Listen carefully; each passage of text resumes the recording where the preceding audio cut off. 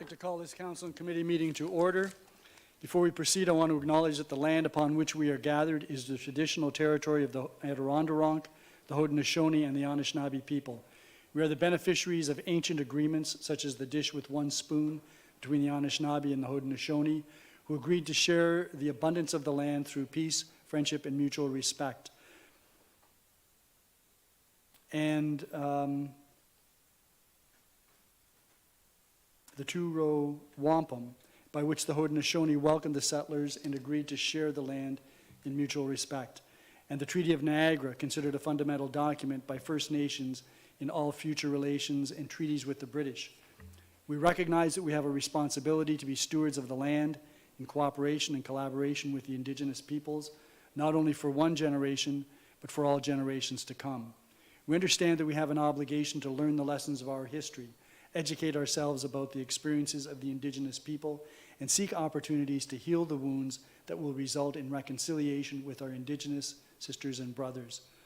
Many First Nation, Métis, and Inuit people live and work in Fort Erie. We stand with all Indigenous people, past and present, in promoting the wise stewardship of the lands on which we live. We have the good fortune to live in a land of such abundance, diversity, and beauty. Let us be vigilant in protecting Turtle Island. Mr. Clerk, the roll call. Your Worship, all members of Council are present. Thank you. The announcements this evening are brief, and the one that I have relates to the grand opening of Douglas Park on Bertie Street in Fort Erie, across from the hospital. That is tomorrow, May the 14th at 5 p.m. Declarations of pecuniary interest. Councillor Flagg. Thank you, Your Worship. I am within the catchment zone of PDS 28-2024, the bylaw amendment recommendation for 1127 Garrison Road. Thank you. Any other declarations?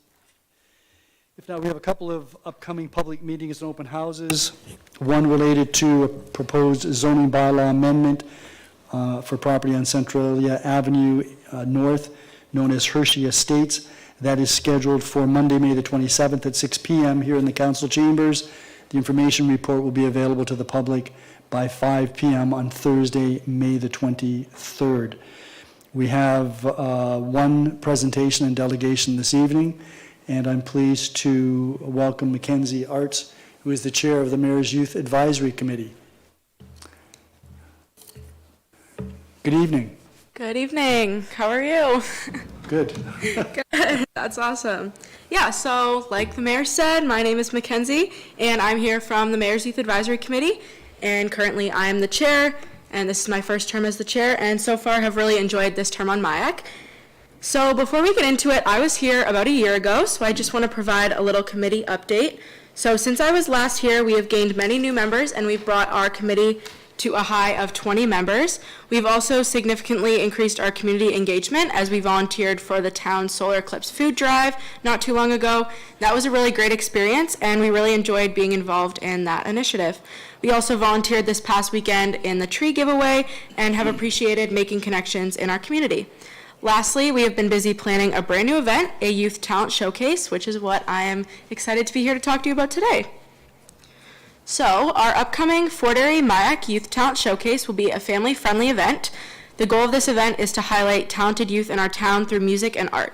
We also aim to shine a light on the wonderful support for youth and youth organizations that exist in Fort Erie through a fair-type setup.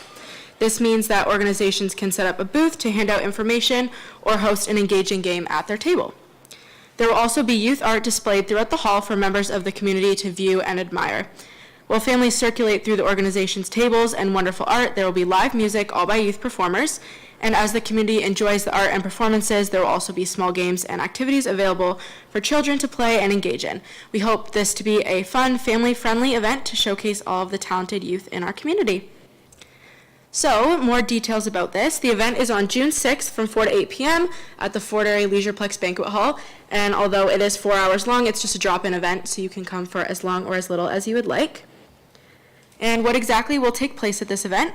Like I said before, there will be youth art in a gallery walk style where attendees can walk around and admire the wonderful art made by students at the local high schools. And while you look at the art, there will be live youth performers singing and playing instruments.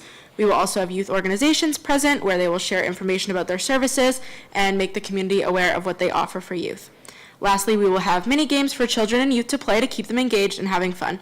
And overall, we just really hope that there is something for everyone at this event. Now, I just want to share some of our goals for this event. So our first goal of the event is to engage youth. We want to give them a place to shine and show off their talents, and we also want youth to feel a sense of connection to the community.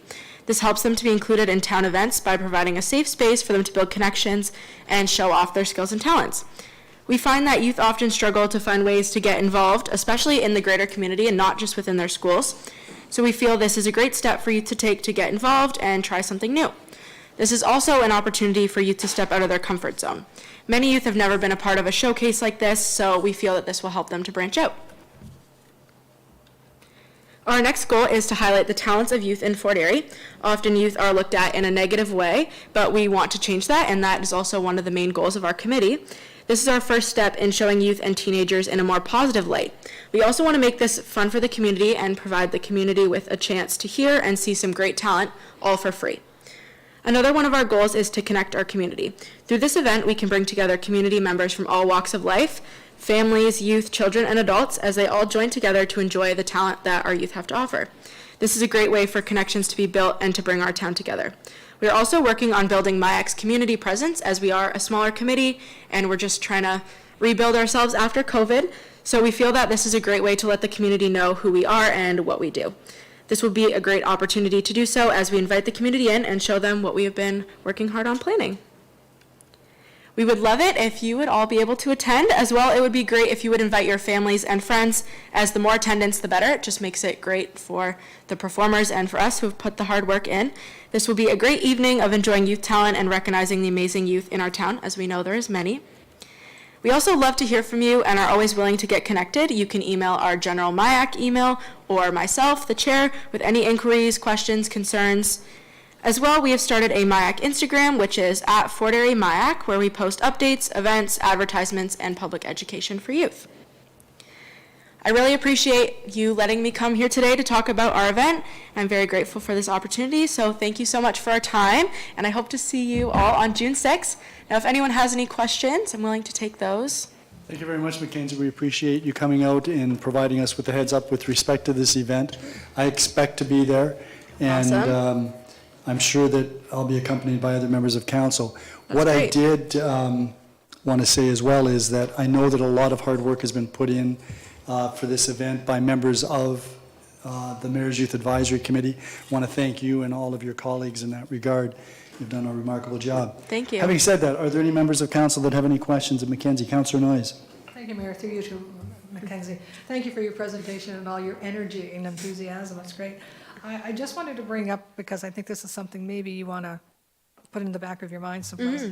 I sat on the Senior Advisory Committee before. Now it's Councillor Christensen. And one of the things that came up in the Senior Advisory Committee was that they wanted to have more combined, not just senior events, but with the younger population and the seniors together. And we were kind of talking about figuring out how we could kind of connect the two, and that was a discussion at a few of our meetings. So that may be something that they would, you may want to think about. But the other thing too, I'm sure Councillor Christensen will mention to the Senior Advisory Committee that perhaps they were talking about. It means an opportunity for them to come and see. Don't you agree? Yes, for sure. Yeah, that would be great. Councillor Christensen. Through you, Your Worship. Again, thank you very much for the presentation, Mackenzie, and I definitely am going to, I've just written it down, so I'll That's remember. awesome. But I would agree with Councillor Noyes. I'm also on the Interim Age-Friendly Niagara Council, which at our meeting last Thursday morning was talking about the importance of more intergenerational events and activities. So I would absolutely agree. I was planning to bring that back to the Seniors Advisory, but I will bring this back and perhaps connect with you around opportunities to maybe do things together, something together, or at Yeah. least meet and have you do a presentation. Yeah, for sure. Maybe vice versa with MIAC. So For sure. Thank you. That would be perfect. Thank you. Thank you. Any other members of council? Thank you very much, Mackenzie. We appreciate it, and we'll see you on June the 6th. Awesome. Thank you so much. Have a good night. Thank you. So there are no public meetings, and my paper agenda with all my notes is someplace in the building, I presume. I did want to remove IS 032024 from the consent agenda. So do I have a motion? Councillor Dubanow is moving the consent agenda with the exception of IS 03-2024. Are there any questions or comments with respect to those two reports that are in the agenda then? The first being the Planning and Development Services 2023 fourth quarter report, and the other being the total solar eclipse summary report. Did you skip over the 10.1.1? I'm not there yet. I'm still at the, Okay. still at the consent agenda. If there are no questions with respect to those two items, all those in favor? None opposed, that is carried. So with respect to IS 03-2024, can I have a mover for that? Councillor Christensen. So that report is on the floor for any questions or comments. Councillor Dubanow. No, thank you, Your Worship. I was actually going to request that this be removed as well, and I appreciate you doing it first. I did have some questions about the proposed changes, particularly the 700 series with regard to roads being closed during a state of emergency. And I'm just wondering, perhaps the director can shed some insight on this, because my understanding is that the Highway Traffic Act already has a provision that makes it essentially illegal and a moving offense to operate a vehicle on a closed road. Municipalities have the ability to close roads. We do it all the time in construction zones, close for events or any of that nature. And I'm just wondering why we need a separate offense. The fines are quite high compared to the set fine that the province has imposed for this. And I'm having difficulty grasping why this is necessary when we may already have tools at our disposal to do this. So I'm just wondering if maybe Mr. Walsh might be able to provide some insight, Your Worship. Mr. Walsh? Through you, Mayor. Councillor, the situation you referenced, construction, whatever, certainly as director I have the authority to undertake that. This refers to a state of emergency and a driving ban in particular, which in reviewing the existing traffic bylaw, it came about during the winter storm a year and a half ago that nobody really knew who had the authority to close a road or the roads if we needed to close them. Neither the police nor I could figure that out. So this defines it. Please. Thank you very much for that answer. I'm surprised that the police didn't know they have that authority, because the Highway Traffic Act explicitly gives police authority to close a road. So I'm a little, fair enough. I can understand, the situation with that. But how did we come about making this part of an the administrative monetary penalty system? And where did we come up with the fine? I understand, and I have no issues with, parking tickets and other things being done under AMPS. I'm having, and we're seeing this happen at all levels. You have municipalities trying to push for automated speed enforcement being done under AMPS and other such things. I have a lot of difficulty with moving violations being done this way. And I'm just wondering if perhaps Mr. Walsh might provide some insight on that as well. Mr. Walsh. Unfortunately, Jennifer Penel-Auger is the author and knows the guts of this report. She's ran upstairs right now to print off a couple of the schedules. If we can hold off on that question until she gets back, I would appreciate it. Thank you. So I can come back to you, Councillor Dubanow. Councillor Noyes, did you have your hand up? Yes, I did, Your Worship. I have a few questions. I don't know if we should wait for Jennifer. One was about the I can't remember which code it was or whatever, because it's a pretty long document about bicycles on sidewalks aren't allowed. And I understand it completely, but part of me doesn't, because I know kids are on sidewalks, and I know I always preferred my kids to be driving on the sidewalk.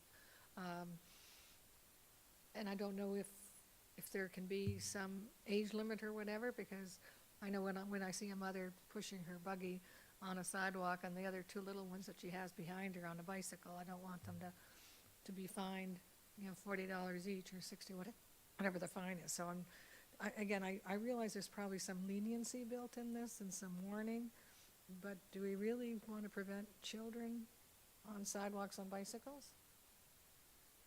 Really want children with bicycles on sidewalks? I do. I'd rather have them on the sidewalk than on the road. I mean, an age, I'm talking about an age, like under 10 or something. Mr. Walsh? Thank you. There is a section in the bylaw where it does not apply, Jennifer's here, to children's play vehicles or bicycles or tricycles propelled by muscular power. Just a thought, I'm not So talking about with- tricycles, I'm talking about a bicycle. Well, the Highway Traffic Act states that Okay. bicycles are not allowed. There is no exemption for it. We've provided a little bit of an exemption in here. Okay, thank you for that. I have more questions, okay, on Appendix A, or Appendix 1. You want to take the podium, please? Okay. Well, we'll stay with Councillor Noyes since Okay, she's started. the two, okay, what's it, it's on page 14, Is this of the draft Appendix, bylaw? Appendix 1, page 14. Okay, it basically says the provision of section 209.0601 should not apply to any handicapped person who has been issued an accessible parking permit by the municipality in the province of Ontario. And section 209.0601 talks about depositing the lawful minimum legal tender in the meter. So if I'm reading this correctly, that's telling me, I just want clarification, that if I have a handicap sticker, I do not have to put money in the meter. Mr. Walsh? Or do you want me to go to Ms. Penelaggi? Yes, please. She knows the details. Ms. Penelaggi? Through you, Mayor, or the Chair, Anne Marie. That is correct. So veterans and those with accessibility stickers are exempt from paying the meters. Do they know that? I'm not sure. I don't think they know that. Sorry, anyway. That's something that has to be, okay, that's good, because I'm in total agreement with that. Then on page 5,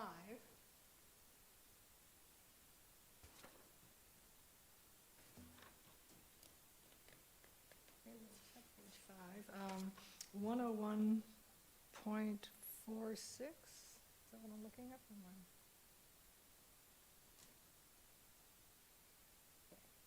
Oh, it's about the furniture. It says indoor furniture, dilapidated outdoor furniture, household appliances. I think you guys know what I'm talking about. So someone calls the region and they say, okay, pick up this stuff. The region isn't always there for a week or two. So is there going to be a penalty, or do we have to show proof that, okay, we've called the region, our neighbors have complained because the couch is still sitting there, but the region doesn't come to pick it up? So my understanding of the region has certain rules. So they have rules of you can put it out at this time, we'll pick it up at this time. And if that doesn't happen, then you would have to bring it back in and put it back out on their next pickup. So I believe that they have certain rules of when you're allowed to put it out, and then they pick up. But anything that would be left unattended could be subject to our fines. If it's on the travel portion of the road, or if it's on the road. Correct. If it's on your property, this has nothing to do with this bylaw. That's correct, yes. It's got to be beyond the property line. Okay, and I'm just wondering, under, okay, I think this is Appendix 2, under 209? Couldn't be, because 209 doesn't exist there. 209, fail to obtain a permit prior to commencing occupancy. I'm not quite sure what that's talking about. That's on the bottom of page 3 in appendix 2. So if you're looking at Appendix 2, that's the current schedule, is it not? This would be the updated schedule of. Appendix 2? Appendix 2 is the administrative penalties that go along with some of these. That's a short form. I'd have to find the long form in here just to tell you interpretation. 209. 2090803. 209. 08.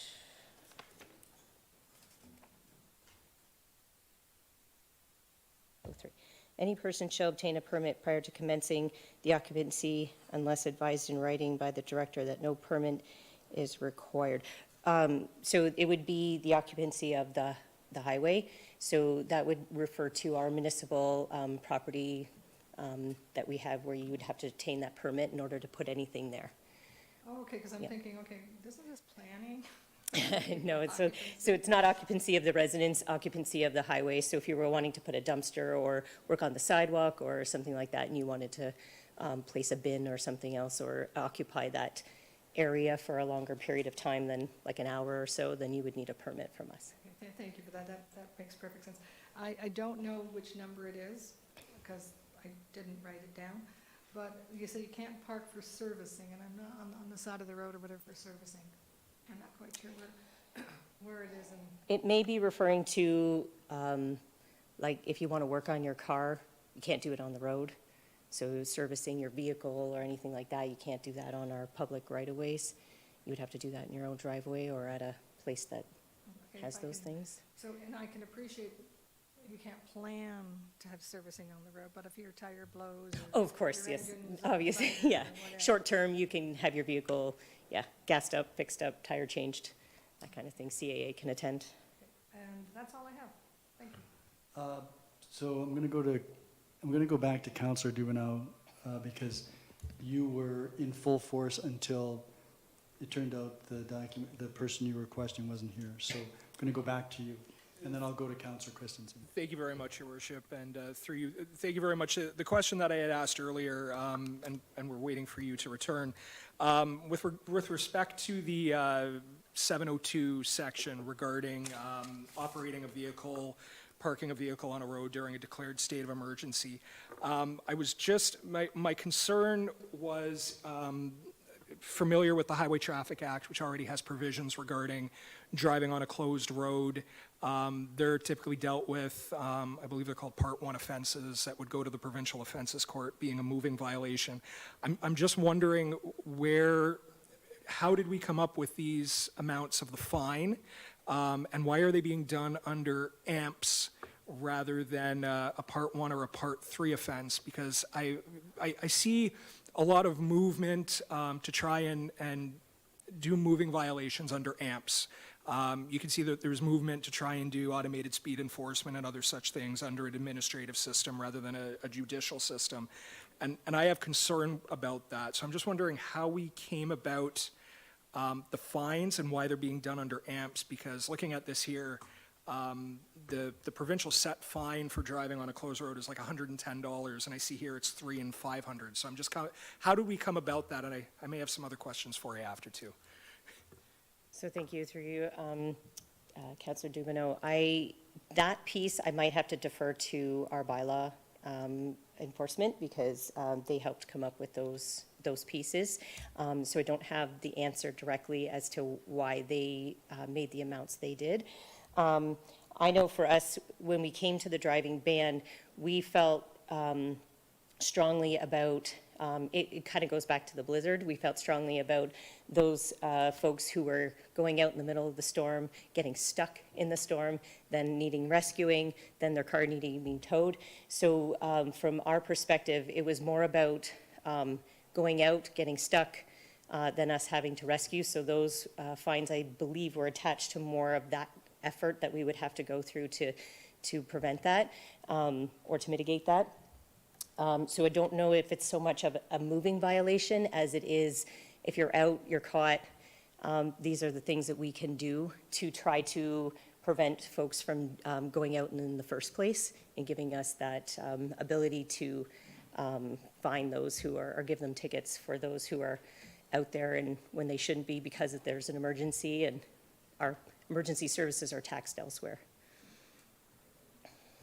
Yeah, and just to follow up to that, I remember the Christmas blizzard quite vividly. I think we all do. My back window or my back patio door was 10 feet of snow, and I'll never forget that.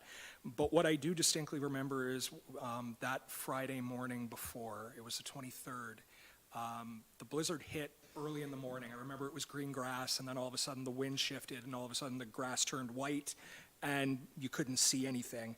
And a lot of people were trapped outside because they did not know how suddenly this was going to hit. So I know there were a lot of people out who had to abandon their vehicles before the state of emergency was declared. How is this going to impact them? And this goes back to the issue of amps. If this was done through court where you had to appear before a JP, they could present evidence, they could do stuff like that. Even though we have hearing officers and screening officers under amps, it's a different system. This is why I'm concerned with a fine this large for this type of offense. And I'm just wondering, would we make a determination, or are we just going to say, well, your car's abandoned on the road, we're going to assume you were driving, even though the state of emergency might have been enacted 12 hours after? Right. I'm just wondering if you have any thoughts on that. Yeah, we had considered those kinds of conversations, and of course, we wouldn't be tagging or giving fines if you were out ahead of what we declared as the driving ban at that time. So nobody would be subject to that offense if they were out ahead of our declaration. Trying to determine who was out before and who wasn't. Sometimes there's evidence based on what's going on in the area. So our bylaw officers, I think, use very good judgment when it comes to that. You can see maybe how deep that car was in the snow versus, or whatever the emergency is. So there is a determination that if you were out ahead of that and ended up stuck, then, you wouldn't be fined. But if you were found to have gone out after the fact, we have a lot of patrols happening. Fire was out doing a lot of patrols during that blizzard, and you could determine who sort of went out when they shouldn't and who was sort of out before it got to be really bad. So I would say I'm going to leave it to the best judgment of our bylaw staff, but that's for you guys to determine whether that is reasonable or not. Any other members of, Councillor Christensen. Thank you. Through you, Your Worship. I'd like to go back to the provision with respect to people with accessible parking permits. And it speaks to the being approved by a municipality in the province of Ontario. And I know that some permits are issued directly by the province. They don't go through a municipality. So I'm wondering whether there needs to be a bit of wording there, or is it, it's something that I am concerned about, because I do know there has been some conflict, but it may not be a big deal. I just want to raise it. Yeah. Through you to Councillor Christensen, I believe that from our standpoint, as long as you have an accessibility sticker, it doesn't really matter who issues it, as long as it's there, then you would be exempt. So our bylaw officers have not been ticketing people in the past. It's perhaps that we just didn't make it very well known. So if somebody had an accessibility sticker and they didn't pay their meter, or maybe they didn't expire, they wouldn't have gotten a ticket before, and they won't still. So as long as it's visible and we can tell that you have one, then bylaw officers will not be ticketing. Anything further? Okay, anyone else? Councillor Noyes again. Just a clarification on Councillor Christensen's. I don't think the town of Fort Erie does the handicap stickers, do we? We do not issue them directly, no. We're not in that business. I'm not sure if it is through the region or just the province. I'm not sure how you get them, to be honest. Province. I filled in enough. Yeah. So, Ms. Pelagi, my first question relates to the the numbering of the draft bylaw.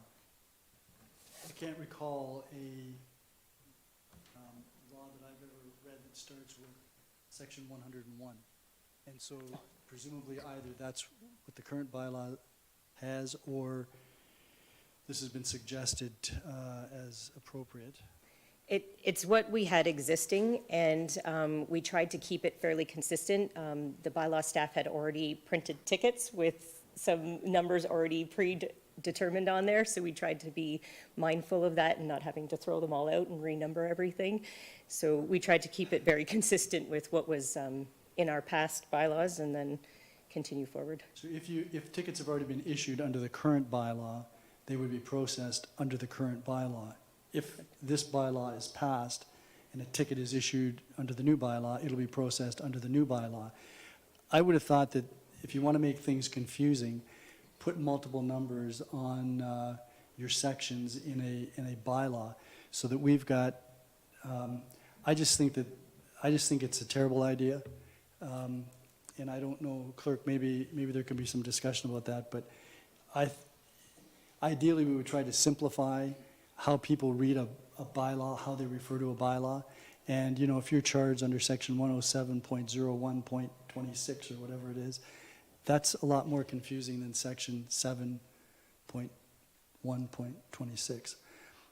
So anyways, that was the first concern that I had. Second concern I had is on page 9, section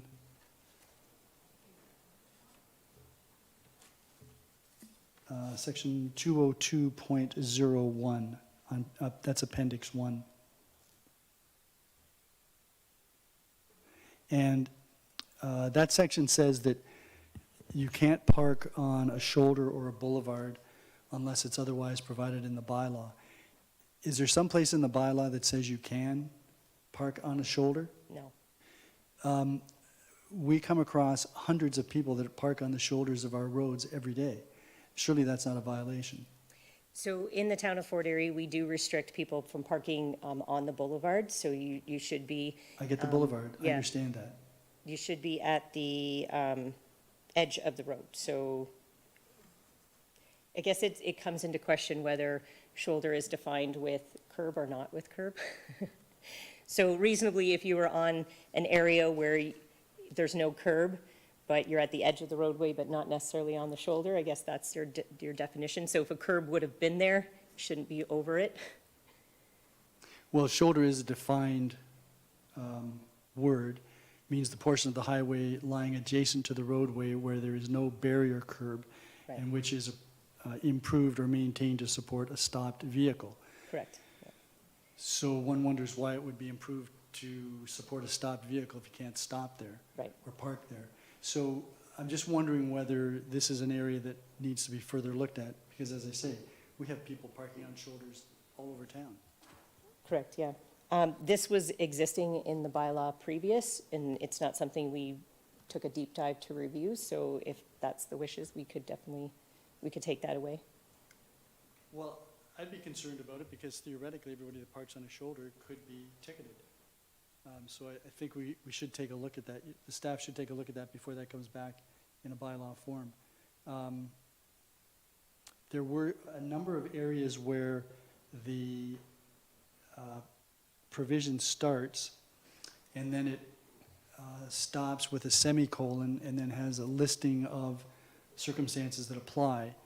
So as an example, I think the first one would be section 204.0101, which is on page 10.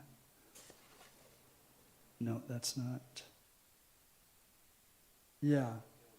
So actually 204.01 ends, I think that's a period, isn't it? Yes? And yet, section 204.0101 is undoubtedly related to 2.04.01 and is a circumstance under which that applies. So there's just a few items like that that I've noticed, and I can take those up with you and the clerk. Okay. And there may be others which creates a problem in interpretation unless it's properly worded. Going to the provision that Councillor Noyes had referred to, which is on page 14, section 209.06.09.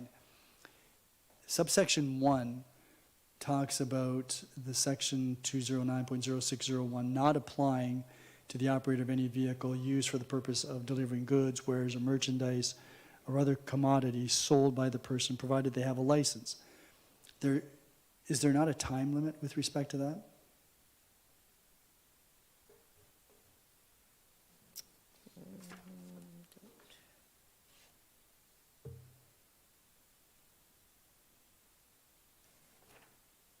We haven't defined one here. Reasonably, I would think if somebody's delivering goods, they would be within a short, reasonable amount of time. Even if you were moving in and out of a building, there's provisions for that. So Yes, we haven't prescribed. 209.06.01 is the provision that provides for putting money in a parking meter. We don't even have parking meters anymore, do we, anywhere? Except We- in some parking lots? Crystal Beach. And that's the only area. So if a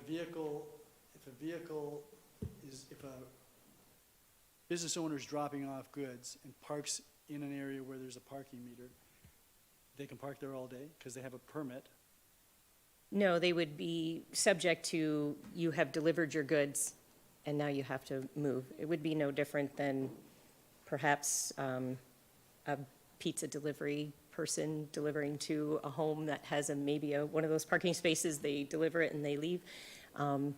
We would think that reasonably, if you're emptying your truck, you would be there for a short period of time, and if you are there for longer, then that would be a reason for bylaw to come out and have a conversation. So the time limitation would be the period of time that it takes you to do your business. Correct. Okay.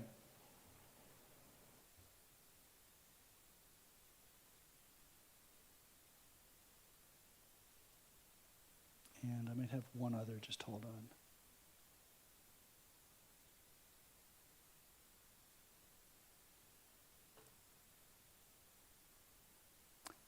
On page 23, there's a reference to which bylaws are repealed.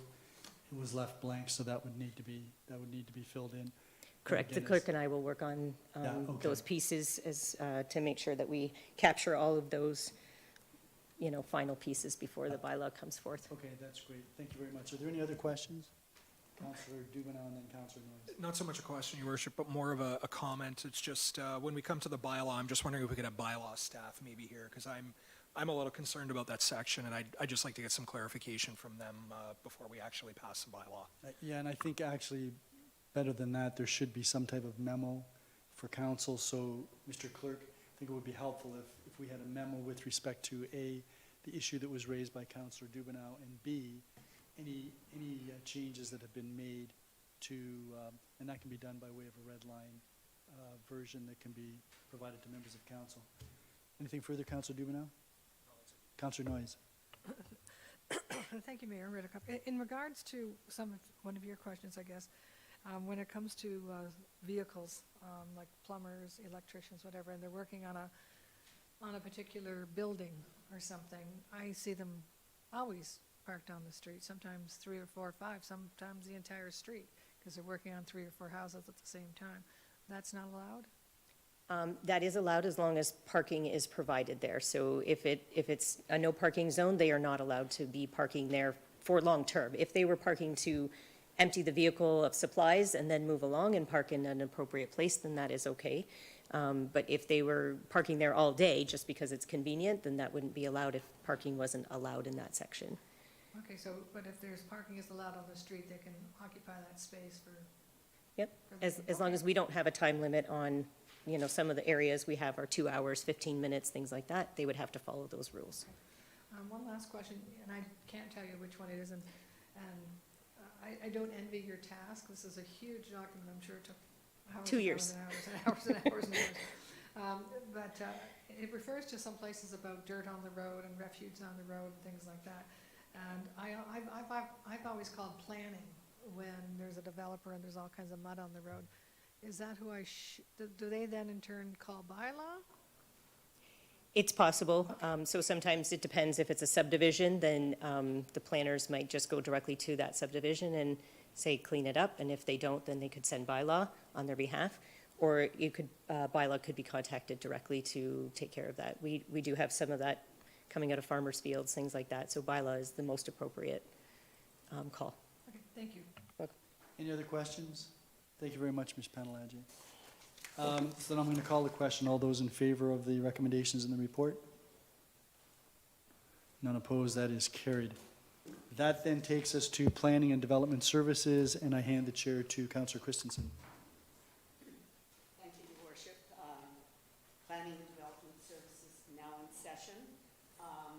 We have, first of all, a delegation by Robert Holt, who's the team lead and project manager, urban and community planning from WSP. They are working on the official plan review for the town. So, call on. Good evening, Mayor and Council. My name's Aaron Hare. I'm in the Community Planning Department. And as Councillor Christensen said, we do have Robert Rappolt here from WSP to present on the 10-year official plan review, as well as the background and engagement report summary. Thank you.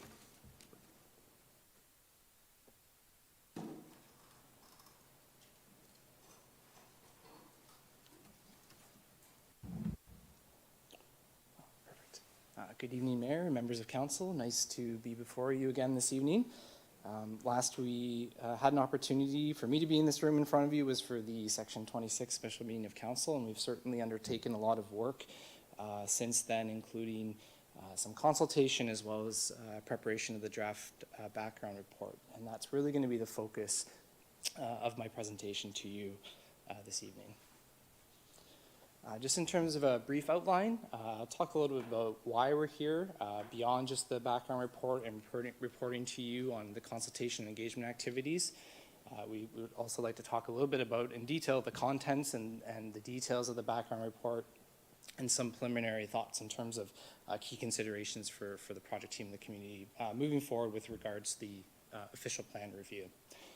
I'll provide a brief summary of the background of the work that has been undertaken over the last several months. The draft background report culminates, or the background report, I should say, culminates phase 1, and we'll be soon moving into phase 2, which is as we begin to prepare the draft policy for the updated official plan. I'll speak to the community consultation and engagement, which, as I've mentioned, there's been a number of activities undertaken. And we have what we've heard from the community to share with Council through those activities. Item number 4 is the background report itself. I will walk through some of the key provincial land use policies and legislation that we will be looking to be consistent and conform to in terms of the policy direction for the official plan review. Similarly for the Niagara Region official plan.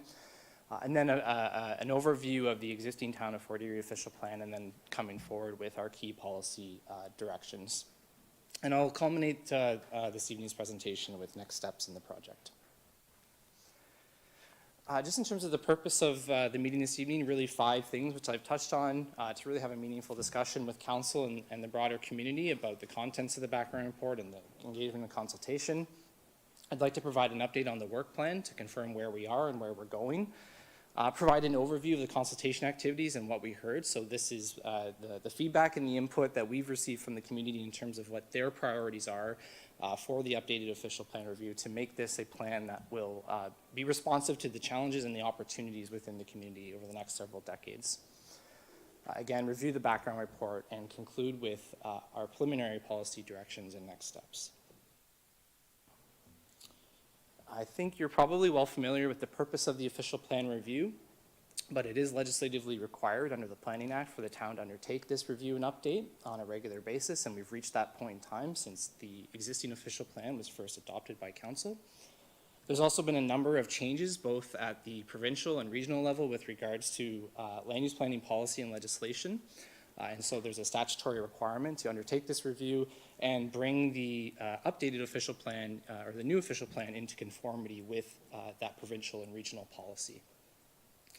It also represents an important opportunity to review the document as a whole to ensure that it aligns with the most recent direction from this provincial and regional policy, and in doing so, creating opportunities to also consider the changing local context and the evolving needs of the community to ensure that this document remains strategic and relevant over the next 3 decades or so.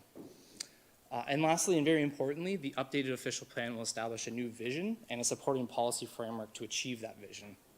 And largely what we've done through the engagement and consultation undertaken to date is to understand what the community's vision is for their future and what some of their key priorities are, which again I'll speak to. As you may recall, the work program for the official plan review is organized into 3 phases. We are reaching or nearing the end of phase 1, which really formed the basis of our work to understand what these priorities are, to understand what types of updates to the official plan need to be, again, to bring it into conformity with provincial and regional plans and policies, but also to reflect what those priorities are for the community over the next several decades. Phase 1 included obviously the background report, but as I've mentioned, a significant amount, I think, of public consultation and engagement with the community. And come forward to you this evening to present the draft background report, which we are still an opportunity to obviously receive your feedback on, and for the project team to take away into consideration before we move forward with prepare the final background report. There may be some considerations that we hear this evening, and certainly through some preliminary discussions with staff that are better lent towards the actual policy development, which we can report back on in terms of how we've reflected that input once we come forward with the draft official plan for your consideration. Phase 2 will focus on that, drafting the official plan. We intend to start that very soon and work on it over the summer months to come forward with a draft official plan, so a new set of policies to reflect how the town will manage growth and change over the next several decades for the fall. And we'll be undertaking some additional public consultation and engagement through that time. And then lastly, the work plan will conclude with phase 3, which is the final official plan, and we'll present that to you for consideration for adoption following our statutory consultation, which include a public open house as well as a statutory public meeting. So as you can appreciate, there's already been quite a bit of work that's been undertaken through phase 1. Most of it is detailed in the background report, but that includes understanding what those key policy directions and considerations are, understanding where the updated or new official plan needs to conform and what those gaps are in terms of where it may not be meeting the provincial or regional policies and plans with regards to land use planning, establish a vision and guiding principles, some further work that's been undertaken by the project team to rationalize the population, employment, and household growth projections that the region has allocated to the town, and also undertaking an affordable housing analysis. So understanding what the housing needs and opportunities are within the community and how the official plan can plan to respond to those over the long term. We've also prepared an engagement summary report, which provides an overview of all of this consultation that we've undertaken over the last several months, and is synthesizing that into a what we heard. And I'll speak to that in more detail shortly. In terms of the consultation activities that have been undertaken to support the phase 1 work, a number of activities, as I've mentioned. There's been an online dedicated project webpage that's been launched through Let's Talk Fort Erie. We had a special meeting with council, a public notice that was issued to the community as well as Indigenous communities, informing them that the town was undertaking the official plan review. We continue to have that dialogue with the Indigenous communities through pre-engagement and continued consultation with those communities, and more is planned throughout the work plan. We held a visioning workshop, which was very well attended, and as well as hosting an online vision survey.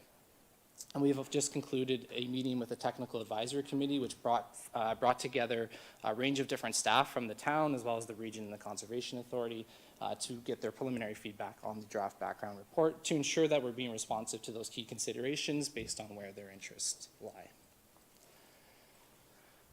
In terms of the consultation and engagement that has been undertaken, I think it's been a very good response from the community. I think there's a demonstrated interest in the official plan review, which is great to see. There's been almost 1,000 total visitors to the official plan review webpage that's been hosted on Let's Talk Fort Erie. As you may recall, we had the visioning workshop, which was well attended and lots of good dialogue and conversation with the community. Some of it focused on promoting the official plan review process and engaging people to be involved, while other discussions were more focused and on specific matters, which was also very, very beneficial for the project team to understand. And we had about over 40, I think, people in attendance at the visioning workshop.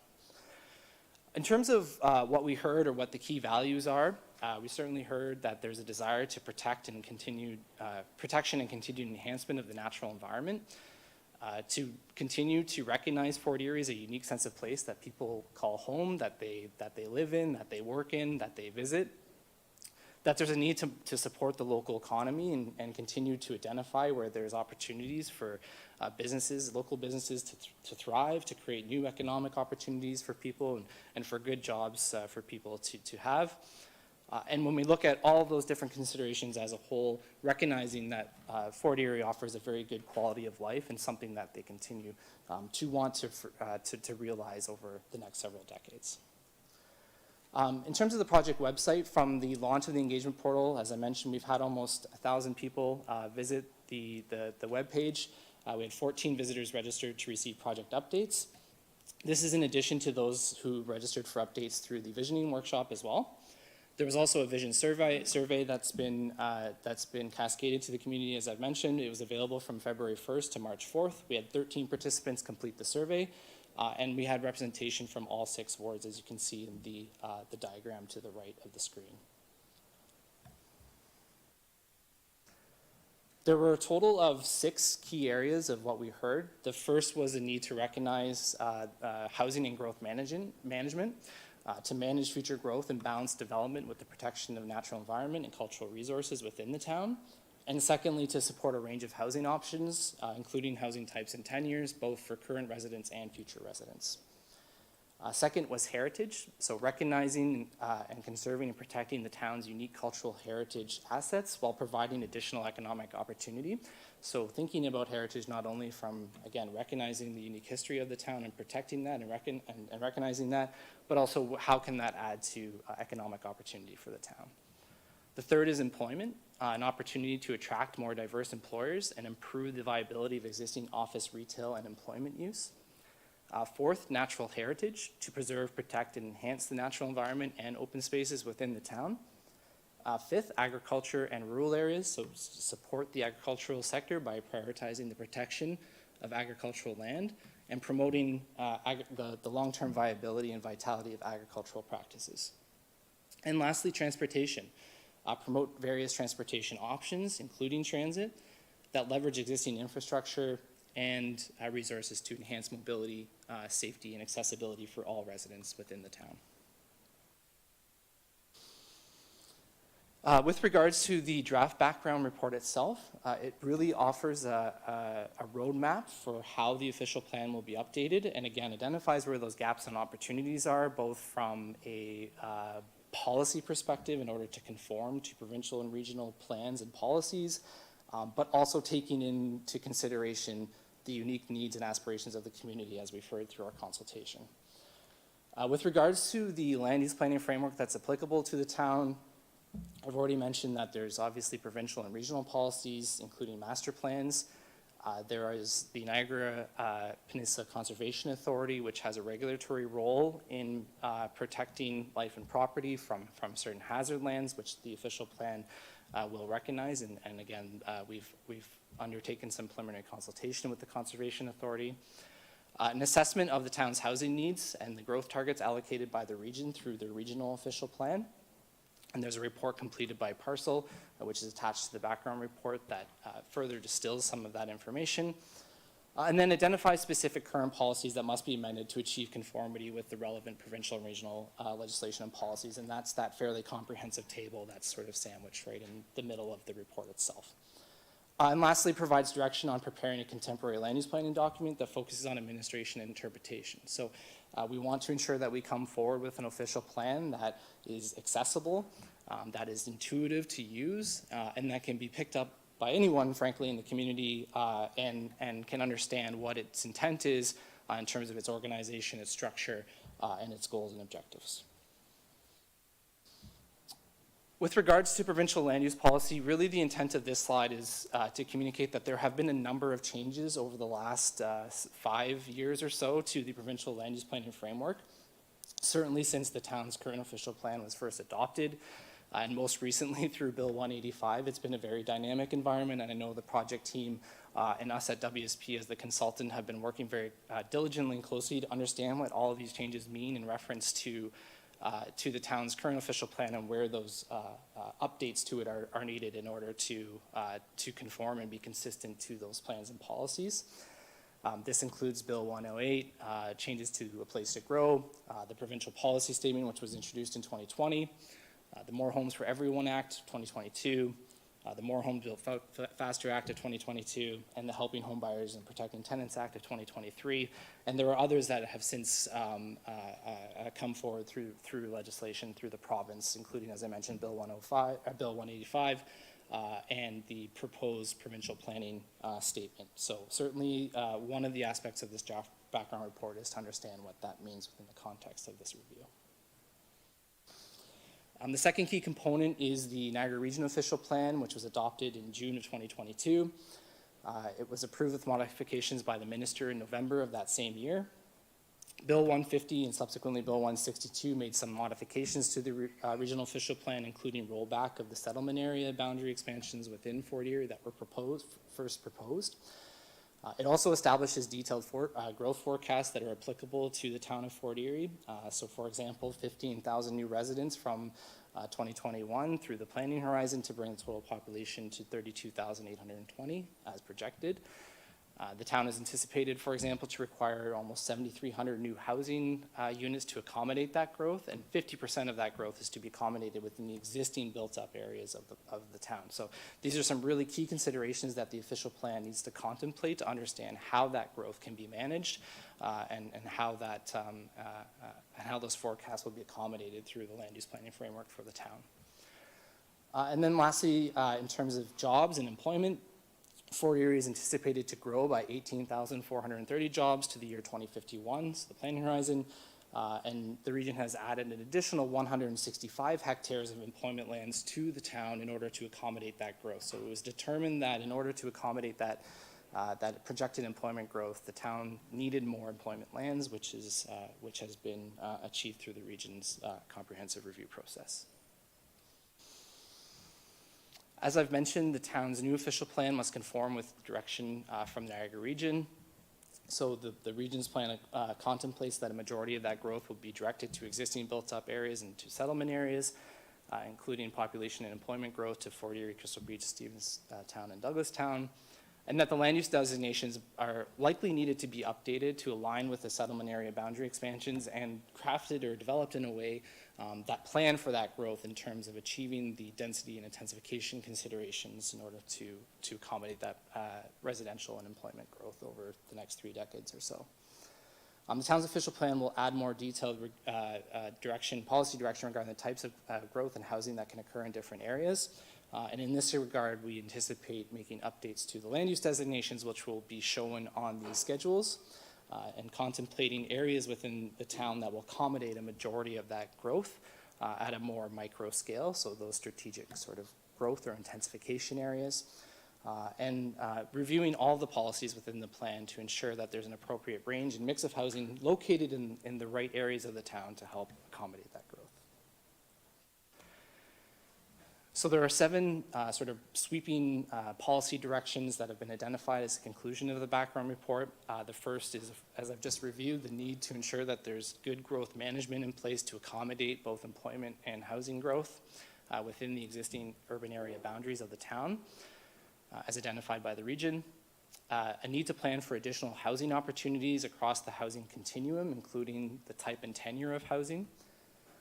The third being employment to accommodate that 18,430 jobs by the year 2051, and to think about the 165 hectares of land that have been brought into the urban area boundary of Fort Erie to accommodate that projected employment growth. Fourth, to recognize the unique heritage assets within and cultural heritage resources within the town, Fifth, transportation, so thinking about how people within the town are going to move and get around efficiently and safely as it continues to experience growth.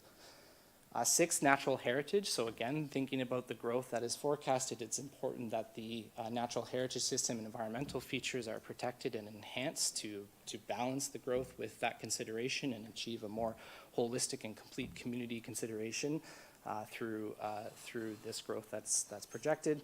And lastly, the agricultural resources and agricultural lands within the town, and really looking to protect those and to ensure that their long-term viability and vitality is contemplated by the official plan, and in part seeking that through promoting additional economic opportunities such as on-farm diversified uses or agriculture-related uses, for example. There are three additional key considerations that we would like to note. The first is that the preparation of the updated official plan must be informed through community consultation, which I hope you can appreciate. There's been a good amount of effort undertaken in the first phase, and I think there's been a tremendous response from the community in terms of their interest and the type of feedback that we've received, and certainly that will inform our work moving forward. The second is that the updated official plan must be more user-friendly, accessible, and easy to understand and interpret. And this speaks to what I mentioned earlier about creating just generally a more user-friendly document in terms of its structure and organization, but using some features to help with that, including call-out boxes and images, and just making it more of an engaging and accessible document overall. The last piece that I would note is the community planning permit system, which is a tool afforded to municipalities under the Planning Act. It combines a range of different planning instruments such as zoning, minor variances, and site plan control, as well as urban design into one process. And this represents an alternative to standard land use planning processes that would treat each one of those individually through a separate process. So this can really contribute to a more streamlined development application and review process. It can broaden the scope of the review involved through a single application. It can also support or advance local objectives, such as accommodating or contemplating a range of housing options, facilitating growth in desirable locations by, again, streamlining and promoting development in an orderly and desirable way within those strategic growth areas. And promoting high-quality urban design outcomes and environmental protection, including protection of life and property from hazard lands such as floodplains, for example. Lastly, it does provide some flexibility for approval depending on the nature of the application. So again, that speaks to it as in terms of its ability to streamline the process. But it does require enabling policies through the official plan, such as designating specific areas within the town that would be eligible would be applicable to a community planning permit system bylaw, as well as implementing CPPS bylaw that would be undertaken as a separate exercise following adoption of the official plan, again, providing that those enabling policies are established through the official plan. So lastly, in terms of next steps and where we're going in phase 2, we'll be taking the consideration that we hear and input and feedback that we hear today to finalize the background report, and we'll also be moving pretty quickly to start drafting the policy so that we can come forward in the fall with a draft official plan for the community and council's consideration. We'll be undertaking some additional consultation and engagement, and we're working very closely with the town's project team to identify what those opportunities are. But one that we did want to highlight is planners in public spaces. So we'll be looking to go to various functions and activities within the town and really bringing the consultation to the community as an alternative to asking them to come to us, such as through the visioning workshop as an example. And then, as I've mentioned, the draft official plan for adoption is what we're working towards in late fall of 2024, potentially into winter of 2025. So with that, thank you for an opportunity to provide an update on the project and speak a little bit about the draft background report, and I'll be on hand for the balance of the evening to answer questions. Thank you, Mr. Redekop. Councillor Dubanow? Yes, thank you very much, Madam Chair, and through you, thank you very much for your presentation this evening. I'm personally very excited about the official plan process coming forward. I think this is going to put us in a good place moving forward. But I'm a little confused, and I kind of raised this confusion at our last Planning and Development Services Subcommittee meeting. During, there's changes with provincial legislation going on right now with regard to planning authority. And regional municipalities are having the planning authority removed, and it's basically going to be between the local municipalities and directly to the province as a kind of an approval authority. And I can understand using the Niagara official plan as a template, you know, a good working document, but during your presentation, you mentioned that our official plan must be in compliance with the Niagara Regional official plan, and I'm wondering if you could shed some light on that, because I'm confused. If Niagara is losing its planning authority, and the rumors seem to be no later than the end of 2024, and we see right here, based on the projection, that we're talking about the end of 2024, early 2025 for adoption, why would we have to, if in our wisdom as the local representatives who represent this community, who are charting out a vision that the residents want to see happen, why would we be bound to an official plan put in place by a government that no longer has planning authority? And I'm just wondering if you could shed some light on that. Through you, Mr. Chair. Excellent question. The town is not unique in that situation, given the breadth of different upper tier municipalities that are under consideration for collapse by the province. I think as it stands right now, the region still does have planning authority, and we're looking to move forward in the project. So that is the basis on which we plan to undertake the official plan review and update over the next several months. But I think if we were to take a step back, really what the region's official plan contemplates and establishes are good planning principles about managing growth and change, protecting natural heritage, planning for the long-term vitality and viability of agricultural lands, for example. So these are the principles that we will continue to move forward on through the town's official plan review, regardless of what the status is of the region as an approval authority, given the changes by the province. So I think to answer your question, we recognize that that may happen, but what our recommendation has been to the town and to other municipalities who are in a similar situation is let's move forward on our good planning principles. Let's move forward on what the region's in effect and enforce official plan is, and we will take these changes into consideration as they may or may not come forward. And thank you very much for that answer. And again, through you to, Madam Chair, to you. I get where you're coming from with that. Much of my concern, you know, certainly looking at the Niagara Region planning documents, you know, one of the things they mention is, you know, 50% of the growth within the existing urban area or the existing built-up area, rather. And one of the challenges we have here is interfacing density within existing communities and finding ways to make that work. So do you perhaps envision, you know, perhaps looking at the local perspective that small towns have and the challenges we're facing with density and interfacing and infill, and the way it works here in Fort Erie may not be the way it works up in St. Catharines or even Thorold or Niagara Falls.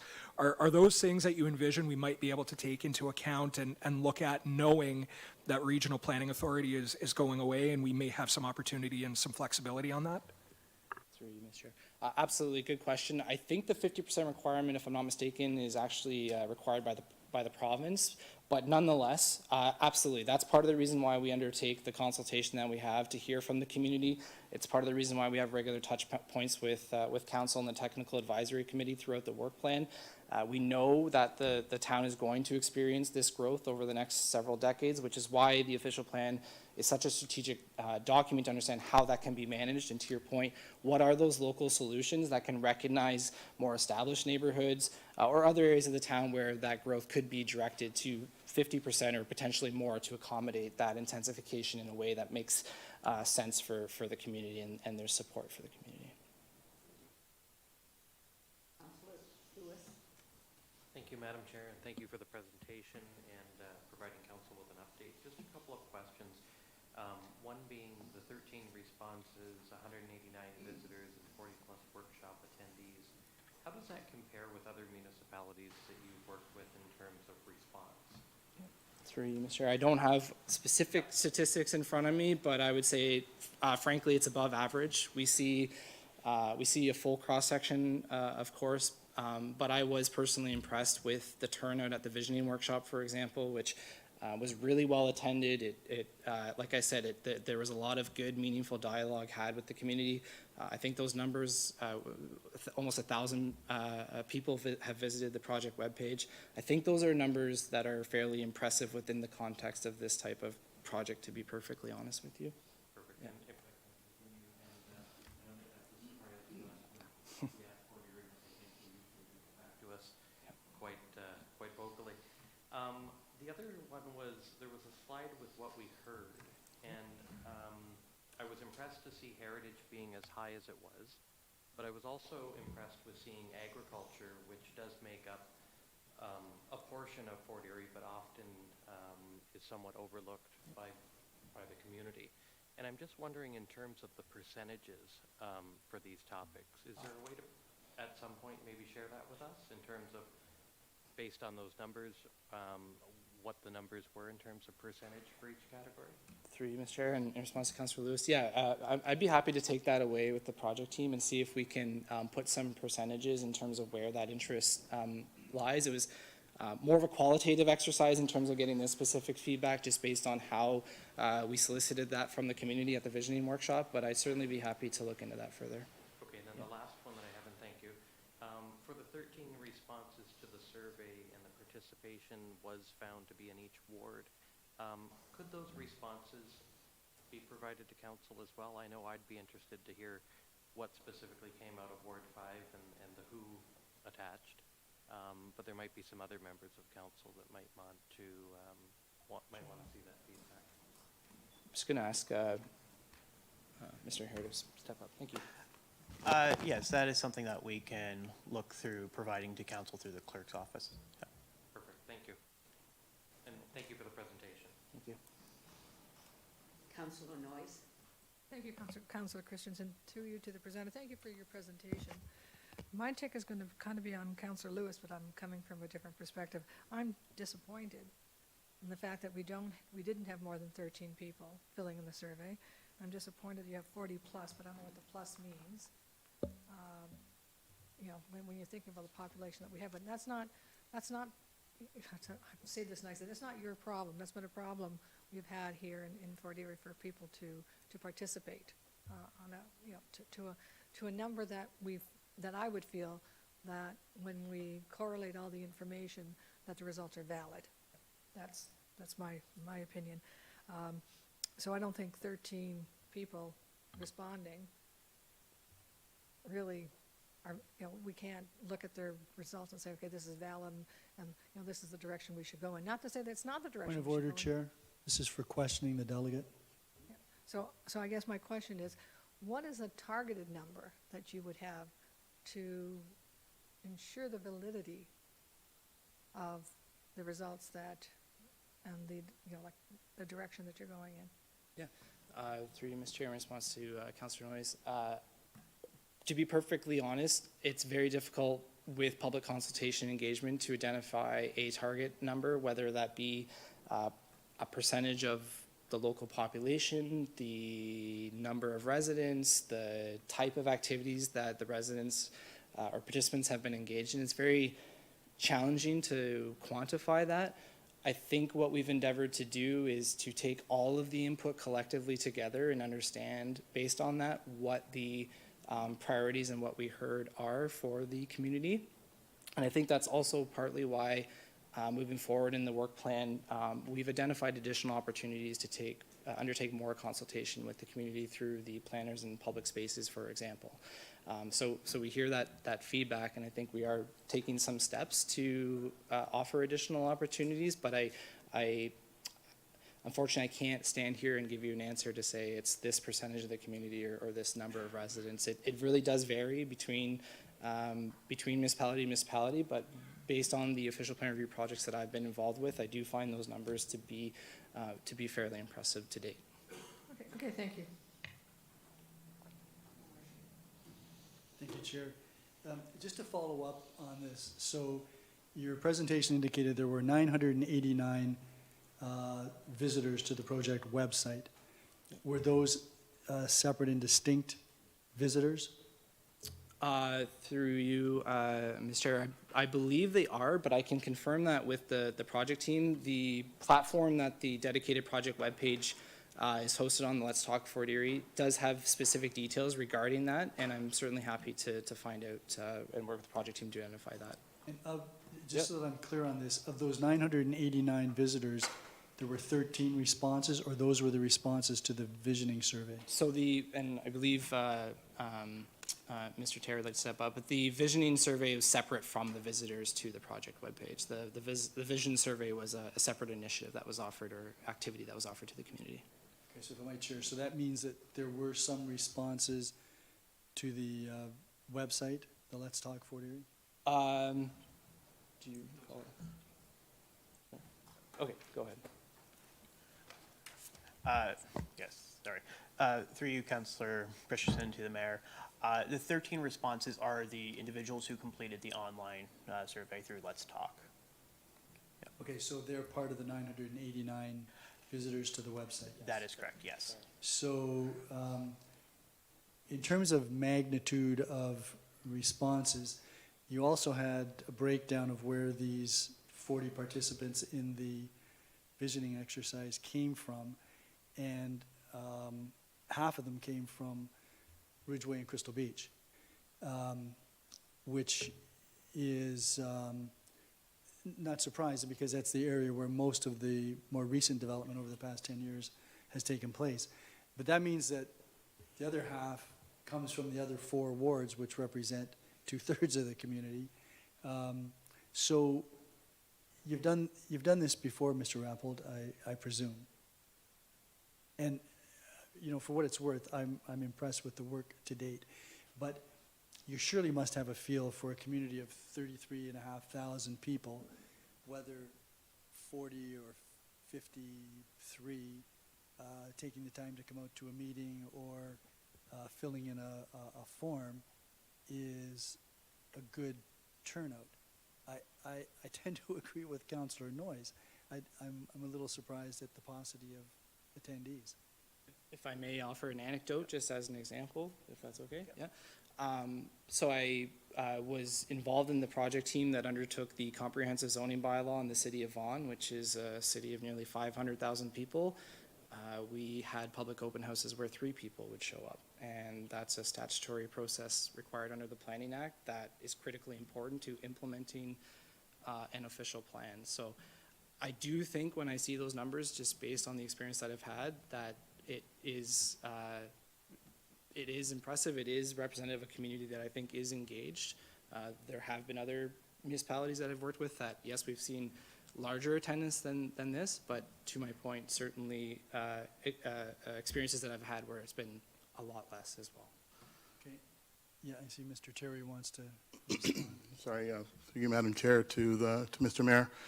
Just to speak about the unique numbers from that 989. First of all, this is a snapshot in time. You can see that that 989 is from late March. So currently, that number is around 1,200. So we have a little bit more, but we do have the ability through the engagement page to see aware visitors, which are unique visitors to the website. So we can provide those numbers, but I can tell you that the numbers of unique visitors are very high. Okay, and when you say uniqueness, I presume you're saying the number of individuals. Individuals. Who are separate. So Yes. of 1,000 or 1,200 or whatever the number is right now, there may be 650 unique visitors. Correct. Okay, well, that would be very helpful. And then the question would be, if they're visiting the site, why aren't they making any comments? Is that typical as well in your experience, Mr. Rappold? It is, in the sense that sometimes people will access the site simply because they want to just read the text that's there and understand what the project is. It does take that other or additional click and time to actually provide a comment or send an email. So oftentimes I find, and what we've discussed anyway, is that the project webpage is a resource for the community to learn more about the project and understand when the upcoming consultation activities are, who they could reach out to if they like. But I've experienced that it's not a one-to-one ratio in terms of the number of people that would access the site and take the time to upload a comment or provide feedback. Okay. And if I might, Madam Chair.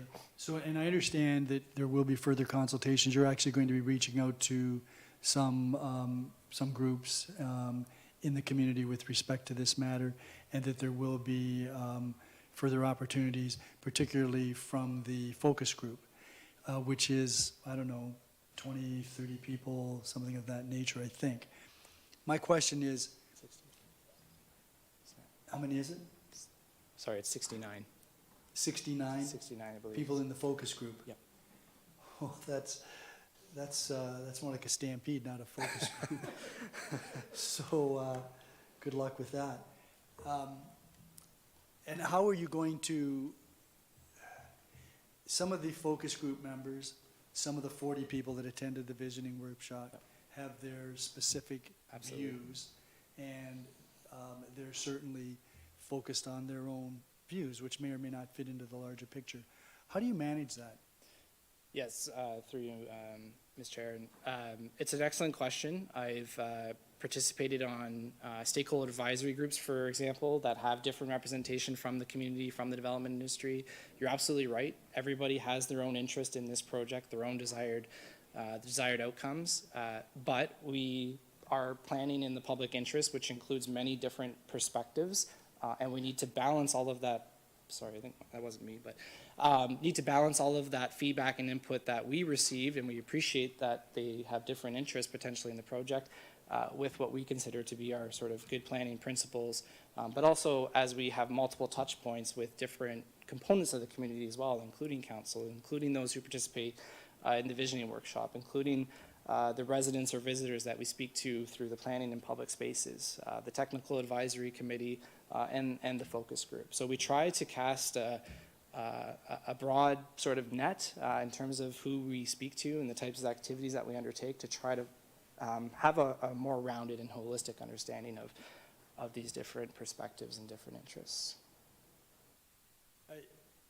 You know, looking at your presentation and what appear to be the 6 major focuses or areas of concern from the residents, that's somewhat reflective of what the council strategic plan is going forward. So I'm not particularly surprised about what's in there. I do note that as well, in terms of your background report, you commissioned a housing needs study. And that housing needs study identified exactly what's needed in Fort Erie in terms of what? In terms of perceptions, or in terms of the overview of what we have now and what it looks like we're going to need going forward? Correct, the latter. So understanding what the housing needs are for the community, sorry, let me restart. What the gaps currently are in reference to what will be needed over the planning horizon to accommodate that residential growth. And again, it's not surprising that needs study would have identified affordable housing, purpose-built rental housing, Correct. smaller housing units, which the population seems to be resisting, they want bigger, seniors housing, and then of course long-term care, and we have a large facility currently about to open. So that's not surprising, and that's the type of thing that we should be focusing on in terms of housing? That is what the analysis that was completed by our subconsultant has pointed to, and in terms of what how the policy should contemplate for that, correct. 2 more questions, Madam Chair, one of which is a leading question. You've identified in the background report that there are 4 urban areas. I got to tell you, you left out Ridgeway. And if you're thinking Crystal Beach is or Ridgeway is part of Crystal Beach, you need to correct that right away. So I appreciate you bringing that up. We have had that mentioned to us, and that was based on the existing official plan, which of course will be looking to revise and update through the new official plan, but point well taken, Mr. Mayor. Okay, and then my final question is, there's the review of land use designations, and there's a bunch of definitions in that, and the first one in the list is core mixed use. Correct. And that definition is, the core mixed use designation permits residential, commercial, and institutional uses within or around the downtown areas. The intent of this designation is to stimulate commercial activity and support the continued vitality of the unique downtown environment.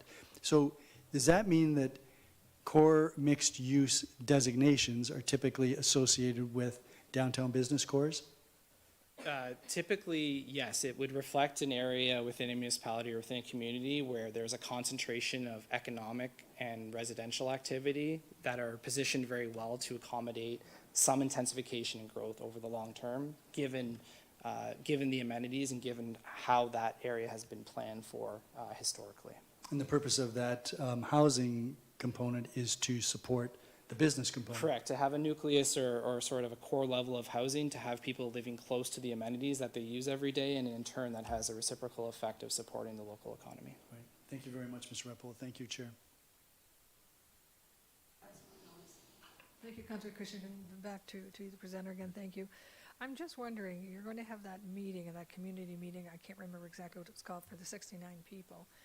Is there an opportunity to educate those, because I think you have the emails and the addresses and all that, to educate them in regard to the official plan prior to the meeting? I believe that Mr. Hare is undertaking most of the planning for that, so I may ask him to speak up to the particulars of that focus group. Yes, so at this time, we have not scheduled that meeting, but that is something that is on our list once we have the policies under development. Yeah, we can always give them up information about what an official plan is and the importance of it. That was also in the expression of interest, and I think that's why we got the 69 individuals. But if there's something specific that you would like us to try to educate them on, that's something we can look at. If I can, yeah, basically the presentation we had today. Oh, They that can be will, provided with that prior to the meeting, so they have a chance to digest it and perhaps have an opportunity to see the survey and the questions and think, I think the more they're prepared when they come, the better the more valid the results are going to be. yes, all that information is on the Let's Talk page right now. Okay, but sometimes you have to kind of take their hand and lead them. Yeah, we can send them an email to show them exactly where on the website it is all saved. Yeah, thank you. Yep. Are there any other questions? I just have a couple of Mr. Repola. First, you mentioned the format that you're planning for this legal document that is the primary policy document, or one of the major policy documents of the town. Are you planning to ensure that it has sufficient depth of detail other than pictures and visual presentations with regard to the people who actually prefer detailed reading? And the analogy I would use is the difference between graphs and the actual numbers. Some people prefer to actually see that rather than representation. Yeah, I can, excellent question, certainly appreciate that. The short answer is yes. The official plan almost necessitates having a good level of detail to ensure that it's a document that can be implemented as it was intended to be prepared and ultimately adopted by council for staff's benefit, for the town's benefit, and ultimately for those who use the document as well. So absolutely there will be sufficient detail within the text of the document itself. Really those other elements I mentioned are to sort of assist with the visual engaging aspect of it. If you looked at the town's current official plan, it's quite text heavy, which in some ways is necessary, but in other ways I think we can make it a little bit more of an interesting document as well. I think perhaps the difference between plain language and passive-oriented, boring language is what I'm We do have some principles that we tend to apply when drafting the policy in terms of being concise, using easy to understand language, words, being very clear about what the intent of the policy is, supported by definitions that are also very clear and black and white. So again, it assists with longer-term interpretation and implementation. Yeah.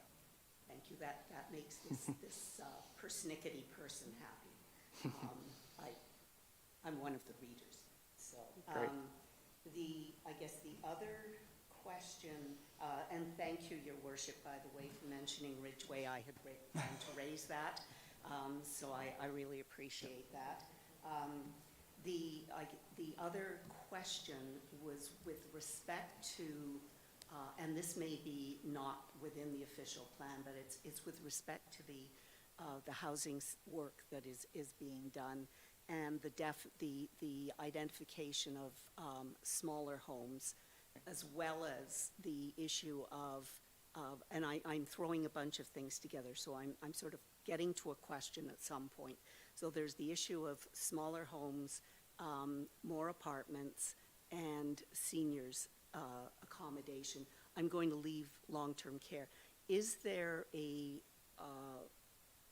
opportunity to look at what some of those terms mean? And I'll give you a bit of my background was working in design seniors housing, Right. and a number of years ago, many years ago, the senior subsidized was bachelors and one bedrooms. By the time I left that business, you couldn't get rid of the bachelors, and these were people who were on subsidized housing. So, and they were probably larger than some of the smaller apartments that are being identified today. So I have a concern about, is there a vision of what that is? What is the square footage that you're talking about when you say smaller, whether it's homes or apartments? And is that, it may not be appropriate in the official plan, but I'm just... Oh, if I may, yeah, it's again an excellent question. There's certainly an opportunity for the policy to contemplate the range of those needs that may exist within the community, even if it's in regards to retirement homes, for example. But the more detailed specifics about the number of units and where specifically they would be permitted within the community is likely something that's better addressed or better implemented, frankly, through the zoning bylaw, which is a very specific tool that can be used to regulate the use of land and take the high-level policy that's contained within the official plan and provide very specific direction. So again, certainly an opportunity for the policy to contemplate about what some of those needs are of the community and the different cohorts within the community, but it may be the zoning bylaw ultimately that provides some more detailed consideration. I guess one final question is going back to the seniors' retirement homes, long-term care. Are there people involved who understand the distinction between each of those forms? In terms of, yeah, so the province They has are legislatively, jurisdiction over long-term care homes, needs. right? So long-term care homes are for seniors Yeah. who are the most fragile and disabled. It tops about 5% of the housing for seniors, if you can, in this country. So I'm just sort of... Yeah, no, again, I appreciate the question. We are working, again, with multiple departments within the town and at the regional level to understand these concepts better and ensure that they're sort of appropriately reflected in the policy. So I'm fairly confident that we should be able to bring some clarity to that through the policy. Thank you.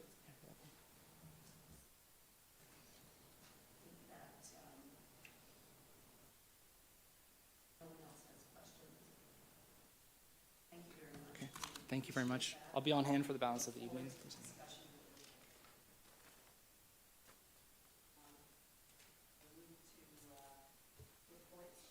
We'll move to the reports. First up is 10.2.1 PDS 22-2024, which relates to the heritage property designation of 5187 Christensen Road, which at the April 22nd meeting was moved by Councillor Dubanow and seconded by Councillor Lewis. Your Worship, please. Yeah, I get the impression that Councillor Dubanow maybe wanted to speak to this. I'm thinking that this should be put over to the May 27th meeting, because I think there's maybe some further dialogue, and it may be that there are some aspects of this that the property owner may be interested to hear. And so, obviously, the preferred course in any of these designations is to get the cooperation of the owner. And so if there's an opportunity for that, I would prefer to do that. But I'll wait until Councillor Dubanow has his say. Councillor Dubanow? Yeah, thank you very much, Madam Chair. I know Councillor Noyes has just raised her hand and she wanted to comment. I was actually planning to do exactly what the mayor had mentioned, which would be to refer this back to the Museum and Cultural Heritage Advisory Committee. We have a meeting coming up this week on the 15th. I had an opportunity to speak with Kimberlyn Smith, who's the staff liaison to the committee. It's already been added to the agenda for discussion. And we're also waiting for some comments from ARA, who are the consultant who helped prepare a lot of the background information on these designations. They're going to have some comment as well. I'm of one opinion when it comes to designations. I know it's not a shared opinion among all councillors, but my feeling is that if we're going to make a decision and there's a disagreement, that we need to get all of the information, get everything that we can to defend our decision.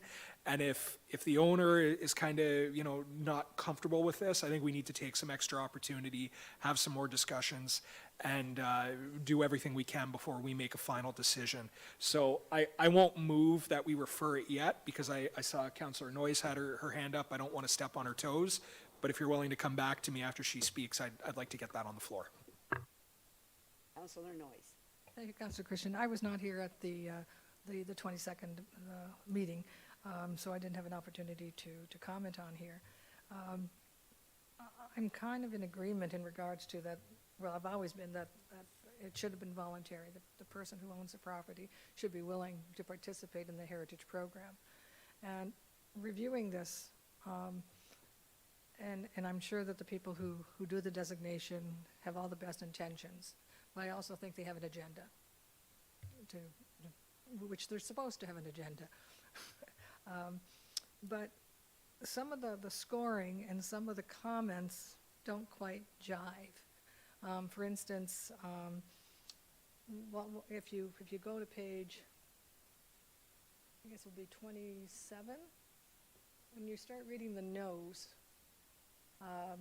that this particular property does not have the potential to yield information that contributes to the understanding of the community. There is no evidence that this property would offer new knowledge or greater understanding of a particular aspect of the community or history. Another no is does not reflect the ideas of an architect, builder, designer, or theorist. Research indicates that the design of the residence did not generate key ideas in the field of architecture, but yet when you go to design, it gives you an excellent score of 5, but yet the comments don't reflect that. Another no was a significant relationship between the property and the immediate surrounding was not demonstrated in the research. Although the property has been used for agriculture since the 19th century, et cetera, et cetera. This farmhouse and layout are typical and could be found anywhere within Ontario countryside. This is not a unique property. The other thing is that Shirkston Road is not a landmark when the settlement or Ridgeway. So there's a lot of no's that aren't carried over into the actual grading of it. And my best friend is a Shirk. Or was a Shirk, she's married now. But there's nowhere in this thing that I can read. Granted, I didn't memorize it, and I went over it. I could only go over it once. There's nowhere in there that tells me, other than that he was a Mennonite, and he came to Ontario in 1790, and he purchased a property in 1803, that he had any above and beyond contribution to the community, province, or nation. I can't find it. Can anyone tell me his contribution, other than he's probably a wonderful man with a wonderful family?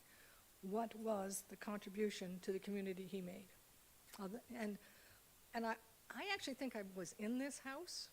I'm pretty sure it's one of the houses I visited with one of my clients over the years. And I lived in an old farmhouse. They're not easy to maintain. There's nothing in this report that tells me structurally how sound this building is, how the foundation is. You see one picture where the foundation is kind of questionable. I can't find a lot in this report in regards to how much it's going to cost to to keep it up, and whether upgrades would even be allowed under the heritage thing, like if they wanted to, I don't know if that's central heating or not.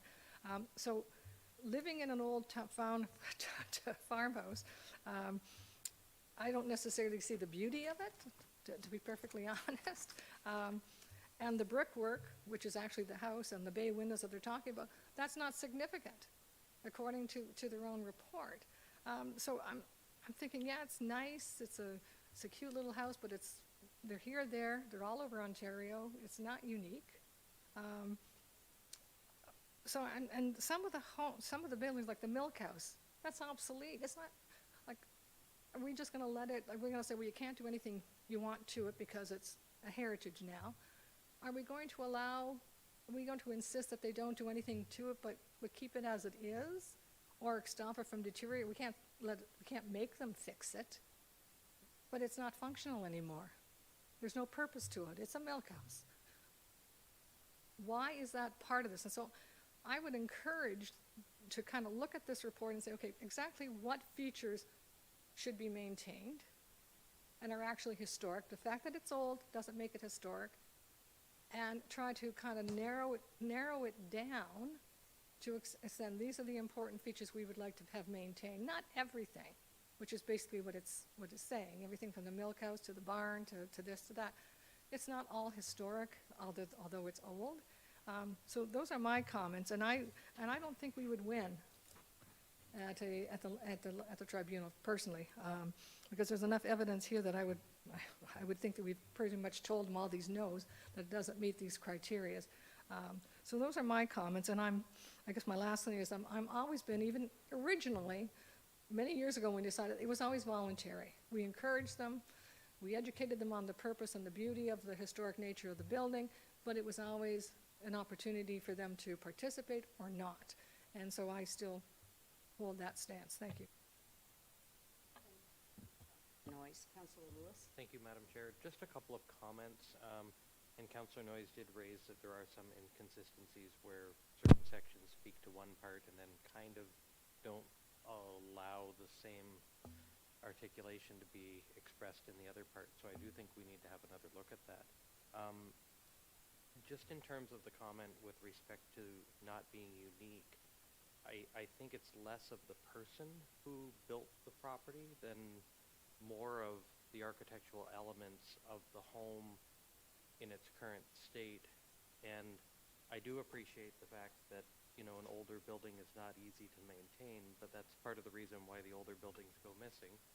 And I think we've heard loud and clear from, residents that we've seen a lot of history in Fort Erie go missing because of inaction in terms of doing things to preserve it. So I would argue the not being unique, because I think there are some architectural components, including some of the outbuildings to this property, that are unique and should be preserved. And it's my understanding that preserving those outbuildings or acknowledging them doesn't mean that they can't be used for another purpose.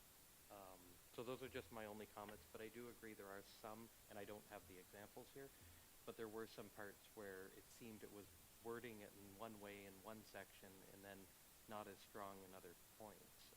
But just lastly, back to the uniqueness, I don't think it's tied to the person. Certainly that's not what I see when I look at the property. It's the age of the building, the architecture of the building, and spending a lot of time driving through rural parts of Ontario, I would say many, many more communities have buildings of this significance in them, and far and few existing in our community to date. Your Worship. Yeah, I'm just going to fall back on what Councillor Dubanow mentioned, which is there's a heritage meeting coming up within the next week, I think, and our next council meeting is May the 27th. This can easily be put over until then. The Heritage Committee can discuss some of the concerns that have been raised, particularly those by Councillor Noyes.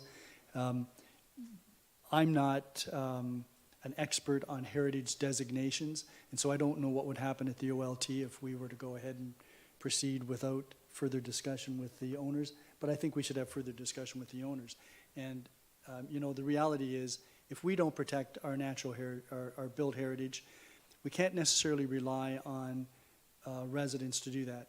We've got the example at 477 Ridge Road. We've got the example at 1 Burns Place right now. Those are just two examples. And so we have a couple of programs. We have a tax rebate program. We have a fund that also, a program that will also assist owners of designated properties to maintain or repair, restore those parts of the building that have been designated. So I would move that we put this over until May the 27th, and we can deal with it then, after which we can perhaps get some further comment from the Heritage Committee. Councillor Dubanow, you had put your hand up. Yeah, I was actually going to move exactly what his worship said to refer it, but just a quick comment. To be fair, everyone has an agenda. The members of this council have an agenda. That's why we ran for election. That's why we had a campaign. We all have various agendas. We all have various viewpoints. My personal agenda, knowing that this community is changing so much and in a way that we can't stop, the way we stay tied to our past and what we are is to preserve our heritage as best we can. So that's my agenda, and that's why I'm in favor of doing stuff like this. But I understand the concern. I understand that this is, I wouldn't call it controversial, but I understand it's something that makes certain councillors uneasy about going this far. That's why I would like to move that we refer this report to the Museum and Cultural Heritage Advisory Committee. They're meeting this Wednesday to return to council with comments for our March 27th council meeting. So that fits in with my motion to refer. What did I say? Did I say March? Yeah, May. Thank you. March 27th is my son's birthday, so. Okay, so, do we need a seconder on? No, No, it's okay. committee. So, all in favor? Thank you, carried.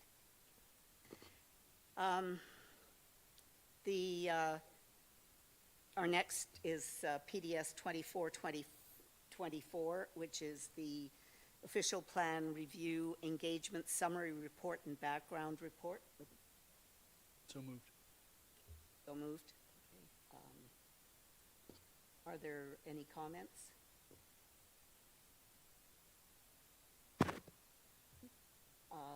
Your worship?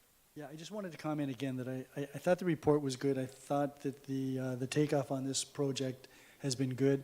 I think the community engagement could be better.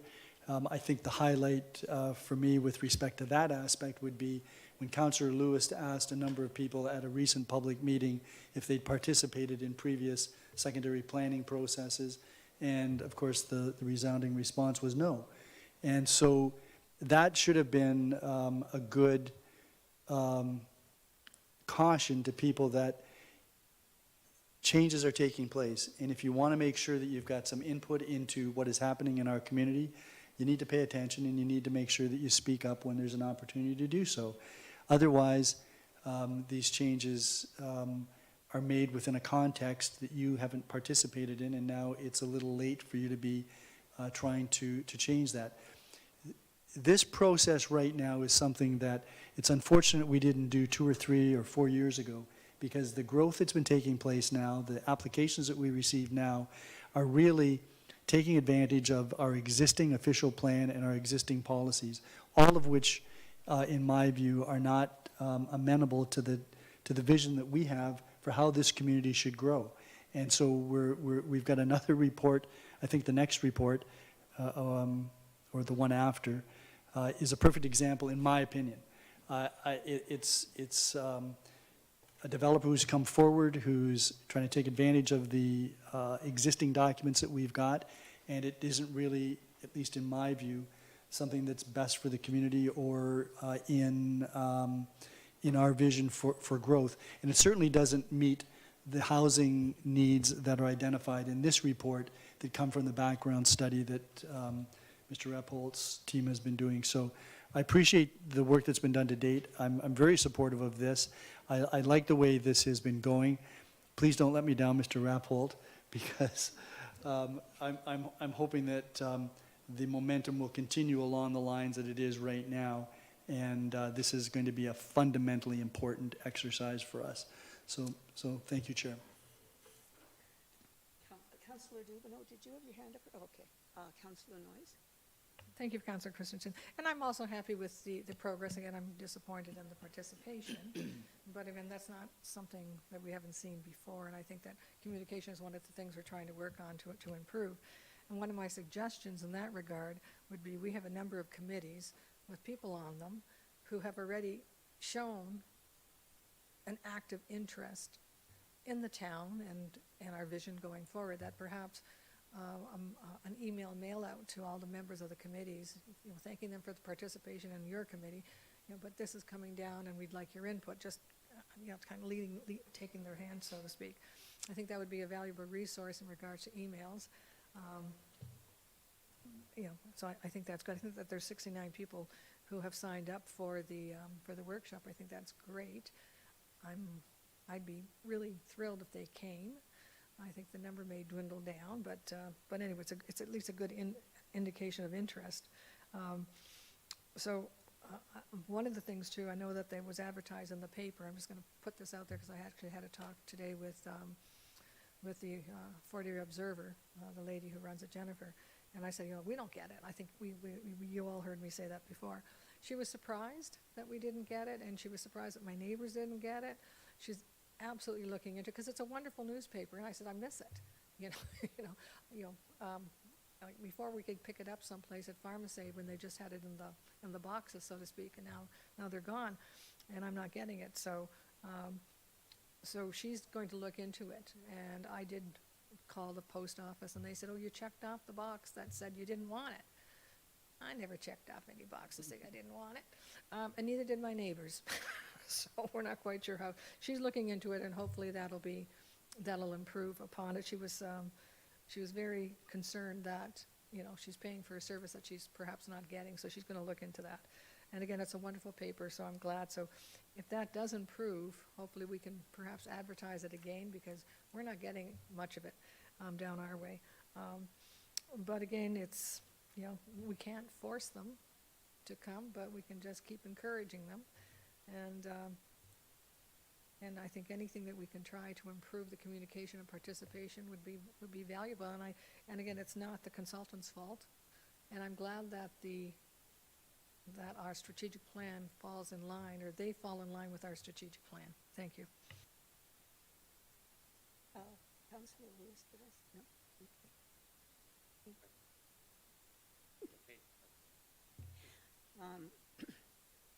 Actually, just on that point, I think your idea, Councillor Noyes, with respect to connecting with all of the members of the committee, so people who have volunteered to do work in the town on interests that are passionate for them.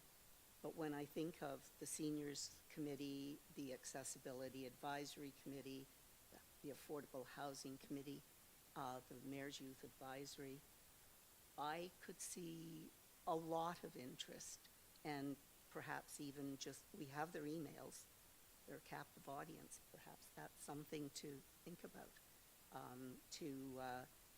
to boost input. I would say one thing, though, that very, very wise man who works in community development said, and we should be aware of that, is that those who show up to speak are the right ones. No matter how few, it's whoever shows up and who has that interest is the right ones. We cannot always consult the world, and their wisdom is good advice. And I think the document that we have in front of us, the draft material, is indicative that there is some wisdom. Oh, Councillor Lewis. Now you've inspired me. I do agree with the mayor's comments in terms of the timelines and the reason he's given for why we need to have the official plan in place. But I think that also speaks to the needs to make sure that we meet these timelines or we exceed these timelines for the reasons the mayor has given. And Councillor Noyes, to your comment, or Councillor Christensen, to your comment about the right people showing up. I'll agree to that when I see what the people said. Because I haven't seen crucial. So, okay. There's no other comments? Okay, so we'll call the, all in favor? Carried. So the, we move to PDS 25, 2024, park naming proposal for the park on Lakeshore Road between Albert Street and Adelaide Street. Councillor Dubanow? We're moving, okay. So that report is on the floor for any, your worship. So Chair, I'm going to support this reluctantly. Reluctantly because I grew up in this neighborhood and I'm very familiar with this. And in fact, there's a little bay at the bottom of Albert Street where this park is going to be. And we used to hunt carp when I was a kid, kind of like Lord of the Flies. And I raised the possibility that this could be named after me. And I was told that, and I was told that it could be if it was called the Wayne Redekop Memorial Park. And at that, I figured, yeah, okay. So let's, anyways, that's, none of that's true except the hunting of the carp.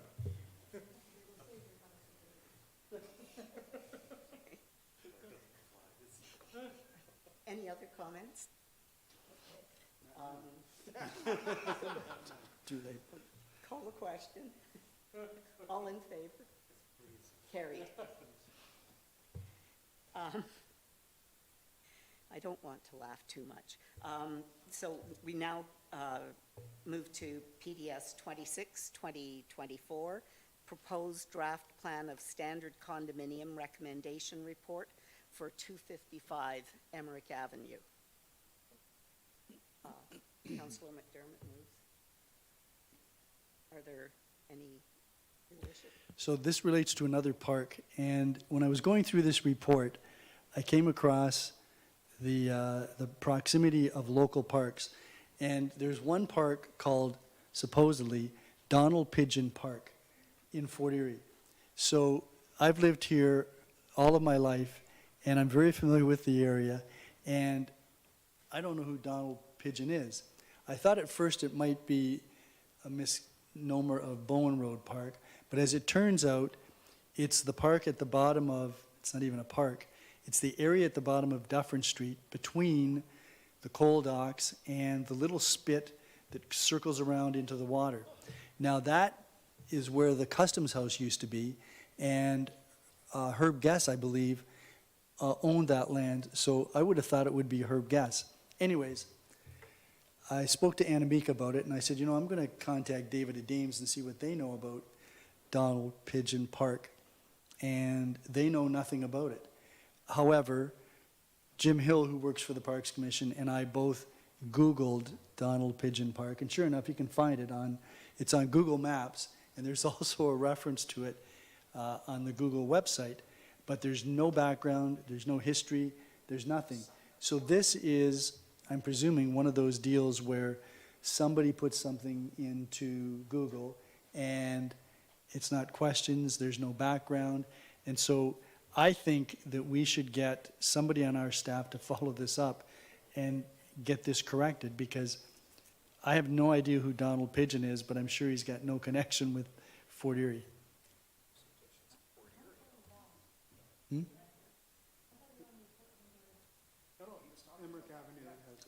PDS 26, yeah. There's a reference to the proximity of the parks to that development. It is in the report. It's on page 2 of the report under site context.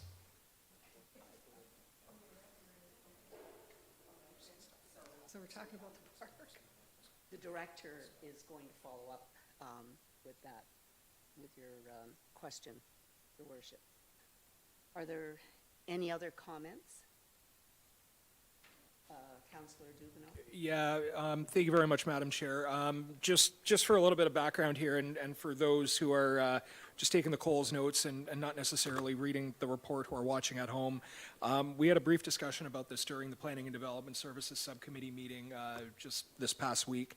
There's been controversy in the past about, residential units being converted to condominiums if they were rental. Staff have assured us that these were not rented at any point in the past. It is not rental units that are being removed from the market. It is just this building was used, I believe, previously for student housing or something along those lines. It's never been on the open market, and so that this is going to offer up some ownership options for individuals in that end of town. I just wanted to say that because anytime this has been an issue that has come up in the past, converting rental units to condominiums, it's something that is, viewed upon negatively considering the situation that we're dealing with in Ontario right now. I just wanted to point that out for anyone who may be watching at home who didn't dive into the report. We're not taking rental units out of the market. It's a condominium agreement for something that hasn't been rented before. So I just wanted to mention that. Thank you, Madam Chair. Councillor Noyes? My only question is in regards to this property runs from Emmerich to, just lost the name, Phipps. And you see that this part that's being developed is on the Emmerich side. Does the same owner also own the rest of the L, so to speak? No? Okay. So right now, we don't know what's happening with the rest of the property. Is there something If I could. before us? So it is owned by a contractor developer in town who takes care of the property. We were expecting to see something a year and a half back, but I'm not sure if it's just the way things are with interest rates or what's holding that up. But that lot, we're looking for an expansion of that lot too. The one at the school, that's a good project and much necessary, and I don't think the price lines are going to be out of this world either, from what I understand. That's all. I was just wondering if we know the future vision of the other piece that's attached. Thank you. Excuse me. Any further comments or questions? So can we call the question? All in favor? Approved? Carried. We now come to consideration of PDS 2824, Proposed Zoning Bylaw Amendment Recommendation Report for 1127 Garrison Road. Moved by Councillor Lewis.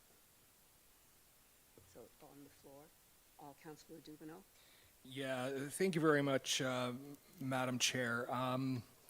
I'm going to make a few comments about my feelings about this and how I'm both very pleased at the direction that this moved, but a little bit of disappointment. So I'll kind of get into it. When we originally had received this, the information report early on, there were several things that I had great concern with, and I think other members of council shared that concern.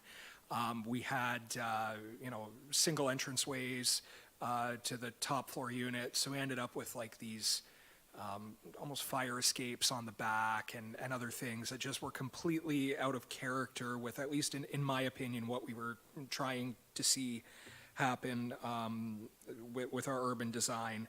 And other concerns were raised, and I got to hand it to the developer.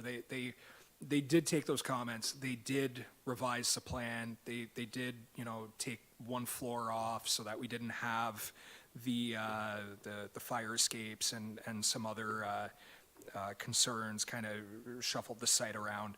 And, I think that goes to, what we're trying to do here is, trying to work together to find something that can, make, kind of what our vision on council is kind of work. I'm going to support this, but I'm going to share my thought on this. I really wish we could have seen something larger on this site. It's a good location. It's got a set of traffic lights. It's right across the street from the school. I think as we continue to see development pressures and density pressures in our community, the arterial corridors are where it should happen. We don't have a lot of conflicts and interfacing issues with neighbors. It's primarily commercial. There's a subdivision going in behind, but anyone who buys in there is already going to know that this exists. So it's not, we're not shoehorning something into an existing neighborhood. I think this would have been a good opportunity to get some height. You know, you could have gone, 5 floors, 6 floors, maybe even up to 8 floors, as long as we had the matrix to be able to do the parking. But I also understand that, there's a reality to the interest rate situation, there's a reality to costs, and everything kind of moves around. I'm not against the idea of stacked townhomes. I know some members of council have strong opinions on that. I respect those opinions and I understand why. But if we're going to do that kind of development, and to be perfectly fair, I was in Thorold on the weekend. All of the new subdivisions that are going in on and Thorold is split 3 ways. So you've got the St. Catherine side, the Niagara Falls side, and the Welland side, and then there's like nothing in the middle. Every side of Thorold, and Thorold is about the same size as ours, growing very rapidly, had not only stacked townhomes, but I was shocked to see even back-to-back stacked townhomes in the, I think they call it not Calderwood, Legacy, down near where Merritt Road meets the 406, kind of what we used to call Port Robinson. So these are happening everywhere, and we here on council need to be very, very cognizant of the interfacing and how they integrate into a neighborhood. As much as I would have rather seen something larger at this site, if this is the development that's coming, and this is where, and this is a reality that we have to face, I can't think of a better place to put it than on an arterial corridor. You're not shoehorning something that's tall, that's going to be looking down. What I want may not fit into the developer's vision, but they own the property. They have the right to make the application. And from looking at this, it seems to cross all the T's, dot the I's. I would have loved to see some height there. But having said that, they really went out of their way to address the big concerns we had with the urban design. I hope that going forward, when they actually design the buildings, if it's something elegant looking, if they want to keep a modern look, Gilmore Lodge, I think, is a good example of kind of that brick sort of dark look that you're seeing. That's kind of my view on that, kind of the warmer colors rather than the dark. But again, I'm just one person, and beauty is always in the eye of the beholder. So I'm going to support this, but I'm saying this on the record. If we're going to get development applications on our arterial corridors, and if we're being put into a position of having to have density, for lack of a better word, imposed on us by higher levels of government, we really need to ensure that we're getting the density where it makes sense, so that we don't have the density offend individuals who didn't buy into it with where they live. So I'm going to support this, but I hope going forward that as Garrison Road continues to develop, that we see opportunities for more density, increased density there. It's where it makes sense. And I may have more to talk about that at our regular council meeting later in the month. So that's just my comments. Thank you very much, Madam Chair. Are there other comments? Councillor Noyes? Hey, Councillor Christensen, I agree with Councillor Dubanow, that huge missed opportunity. And it's unfortunate that this is what's being proposed for the site, because I think they could do much more for it. I'm going to go to page, what page is it? 8. In the actual report there. It talks about the minimum front yard, and it says 15 meters, what is zoned for the C3, and proposes 3 meters. So we're looking at a 12-meter difference. And the rationale beside it, and that's the part I don't quite understand, the reduced setback improves pedestrian access to the commercial units from Garrison Road. Okay, I can see that's closer. Is consistent with streetscape and urban design policies in the official plan, and allows for increased landscaped area in the remainder of the site. Oh, well, I'd like someone to show me where the increased landscaping is, because I can't see it. compared A and B together, and I can't see where this increased landscaping, we're giving them 12 meters, which is, what, about 36 feet, give or take. I can't see where we're getting any more landscaping. I actually see less landscaping in the new design than the old design. It's really hard because you're flipping back and forth, flipping back and forth. I see the apartment building now has moved further back, and there's actually less. And throughout this whole thing, there's less landscaping. We're going from 2 meters,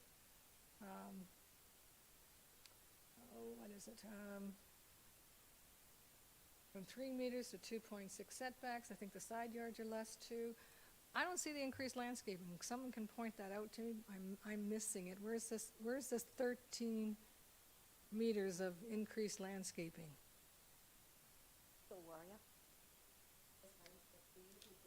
Councillor. So, we wanted to bring the building closer to the street in order to engage the pedestrian traffic, which the developer has done. The commercial units which would be provided, they would have access along Garrison as well, so the people can enter the building, the retail units from Garrison itself. Regarding the landscaping provision, there are certain pinch points where the applicant is seeking reduction in landscaping. As you can see, where the parking area, there are only a small section where the reduction is seen. Everywhere else, they comply with the landscaping requirements of 2 meters. Regarding the actual landscaping provision, the RM2 zone requires a maximum of 25% area to be landscaped. The applicant is providing way more than that. So it may not seem that the landscape that there is adequate landscaping on site, but the proposal meets the landscaping requirement. If I can, Councillor Christensen, I can appreciate that. I have no problem with them being moved forward. I understand all that, for the access, et cetera, et cetera. It is a commercial building, that's fine. I just don't see where the 32 feet or 13 meters of extra, like I can go to the two of them, if you go to the original site plan, and you look at it, and then you go to the other one, Appendix 3, you go to the other one, and I don't see it. Someone pointed out to me, like exactly where I think they've increased the parking, maybe the asphalt they've increased, but I don't see the landscaping. Am I missing something here?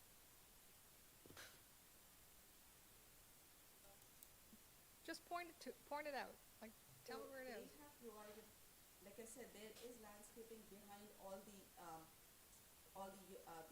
units which are the residential buildings. There is landscaping between the parking areas. There is a walkway, like the landscaping buffer is there. There is landscaping between between the two residential zone, the commercial and the residential zone. So, and like I said before, they are exceeding the landscaping requirements which is in RM2 zone. And regarding going back to, yes, they have pushed the building forward, they have provided the parking, and because of that, they are able to meet the parking requirements. Previously, they were seeking reduction in parking requirement. Now they are able to achieve the parking requirements which are outlined in the zoning bylaw. If I can. And I know what you're saying. I'm just going to the actual report where it says that we're going to have more landscaping. I'm not saying whether it's above and beyond. We're saying we're giving them a 12-meter forgiveness for front yard. And I'm looking at it, and if you're looking at the revised site plan, there's actually less landscaping. If you look at the building, the blue, it's actually now less landscaping than there is more. So I don't see it, and perhaps maybe, Anamika, you can kind of point it out to me tomorrow or something. I don't see it. I'm not saying it doesn't meet code.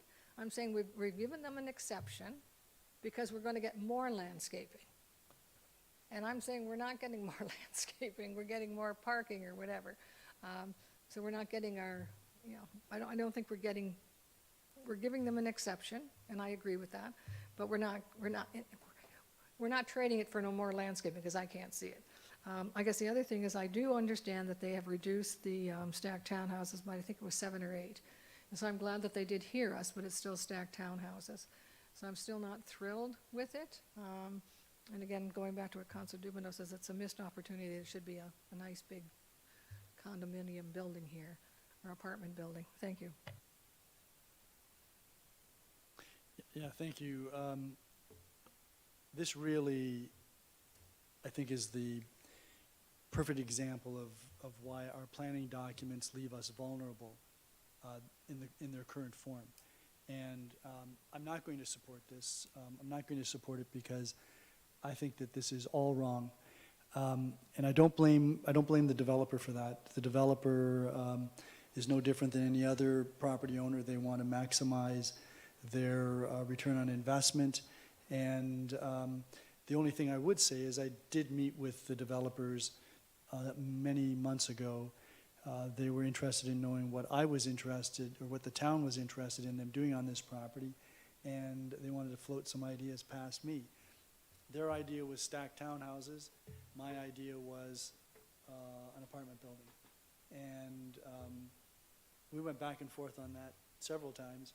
Of the two principals, one of them picked that up right away. The other one didn't, and I guess that's why we're here now. I don't criticize the developers for wanting to do what they want to do. I don't criticize the town staff for doing what they think is their job. But if I think that there's a development that doesn't fit with what I believe is the vision of people in the community as to what this community should look like as it grows, I'm not going to support it. And you know, I know it's easy for me to sit here and say that because there's probably enough of you that are going to vote yes because you don't want this to go to the OLT and lose. I understand all of that, and so maybe I'm just making a statement simply because I think a statement needs to be made. This is not the best use for this parcel. Councillor Dubanow made reference to it. Councillor Noyes made reference to it. The best use for this is a high-rise apartment unit. And what do we need? We know from the background study in the official plan report that we need affordable housing, we need purpose-built rental units, we need smaller units, which this may ironically address, and we need seniors apartment, and we need long-term care. This hits maybe one of those, and that is the smaller units, and that's the nature of the beast. Stacked townhouses, because you can make more money with the land that you've got by raising the number of townhouses on top of each other. The concession from 4 to 3, okay, maybe I'm too old or maybe I'm too skeptical, but you know, if I thought I needed to get 3 stacked townhouses, I'd start with 4 and then work my way back to 3, and then everybody could say, well, see how cooperative the developer has been? So, you know, I could be wrong on that, but regardless, it's still pseudo apartments. Pseudo apartments in the sense that 3 stories, you know, 72 units. They don't want it, the developer doesn't want to build an apartment building because I guess it was going to go 5 stories. He'd have to put in an elevator, presumably. But you know, I don't even know what the market is. I'm a little skeptical of the market here, and that's why I'm going to make my first amendment to the report's recommendation, which is that we put in a sunset provision of 3 years from the date of the passage of the bylaw that approves this for the first building permit to be applied for. So that's the first amendment that I would like to move, Madam Chair, to be added to the recommendation. Question to the amendment? Yep. I wanted to speak to some other parts of this, and I will a little bit later. Is there any opportunity to shorten the timeline to 2 years? Well, I think in fairness, there's a site plan process to go through. In my discussions with our Director of Planning, she suggested 5 years. I thought that was a little long. And she explained that it's the site plan process, which will be my second amendment. But so I think in fairness, and that doesn't mean at 3 years they're done, but it means in 3 years, if they haven't got a building permit, they'd have to come back to us to request an extension of that time. So that's why the 3 years. Councillor Dubanow. Yeah, thank you, Madam Chair. I'm okay with going down this road because I think we need housing built. And I think the reality is that if we're going to see changes like this happen in our community, there has to be a reason for it happening rather than just speculation and value for resale and everything else. So I'm good with this. Having said that, perhaps Ms. Delwaria can remind me, and I see Mr. Butler sitting there in the back. I believe the intent of the developer was actually to get shovels in the ground as quickly as possible. And if that's the case, I don't think there's no harm, no foul by doing this. And even if they aren't, I still think they need to come back to us to justify it if they're going to. But just perhaps if Ms. Delwaria could put my mind at ease, just to give us an idea of what their timeline, what they were envisioning. The councillor, yes. I had a discussion with the owner's agent, and yes, you're absolutely right. Their intent is to construct these units as soon as possible. The only reason I had suggested 5 years because there is a holding provision on that as well, because they would have to resolve the servicing issues as well. Then they would have to come in for a site plan, the detailed design, etc. But it's my understanding that they are okay with limiting the time frame. But only reason because of the servicing constraint and the site plan process, and we don't know how the market conditions would be. That was the reason I was suggesting 5 years. But if council is okay with 3 years, I would rather put it as a site plan as compared to the building permits. That they would have 3 years for the site plan to be completed as compared to the building permit. Just because we don't know what the servicing constraint might be. That's just my suggestion. Thank you. I'm just wondering, I'd be agreeable to that, but it's his worship's amendment, so it'll be up to him to decide where to go from there. Well, yeah, I mean, if it's a 3-year sunset provision and work can't proceed because of the holding provision, because the infrastructure can't be dealt with, I would think that that's a reasonable request for an extension of that time after 3 years. I mean, I don't know what's going to happen, but it seems to me that that would be appropriate. If you can't build because you haven't got the infrastructure issue resolved, then it would be a little unfair, wouldn't it? Yeah, so, I mean, that to me would be a reason for extending. But I don't know what kind of problems they'll run into, and we'll find that out if they run into serious problems. Noyes, you had your hand up. Yes, it's more an inquiry because I don't have all the information in my head, but I read something a while ago about the Ontario government trying to put some kind of a timeline themselves on people who purchase property, put in site plans, and then it sits there for years after years after years, and nothing happens. I can't remember what the Ontario government wanted to kind of squash this, and I think if my memory serves, it was something like a 2-year. Once the building permit, they have to show some progress. So my only question would be, is that can we build that into the amendment saying, or if there's a time frame that's less offered by the Ontario, I don't want to grandfather them in if the Ontario government says, okay, you only have 2 years, and we've given them 3. So is there any way we can kind of fall back if the Ontario government says, okay, you have a 2-year window after the building permit? So If they do that's it. Bill 185, and if the province puts in a restriction, we have to go along with it, as does the developer. So But they Ms. won't- Dilwaria might have some further comment on that. Madam Chair, His Worship, yes, you're absolutely right that the restriction is coming from Bill 185. Right now, as far as our site plan agreement is concerned, we do not have a sunset clause in it, and that's what Councillor Noyes is pointing to. We have approved site plans which have been sitting in books for forever, and the person hasn't proceeded with construction. So we are working on updating our site plan policies as well, which would have a sunset clause that once the site plan approval has been provided, they would have to start construction within 2 years, otherwise their site plan approval will lapse.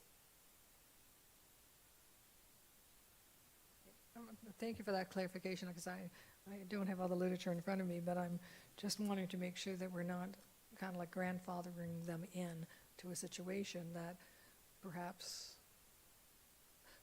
I don't know how that works. The Ontario government says that, but if we've already signed a document that says that, I don't know if we're giving them a get-out-of-jail card for an extra year. Thank you.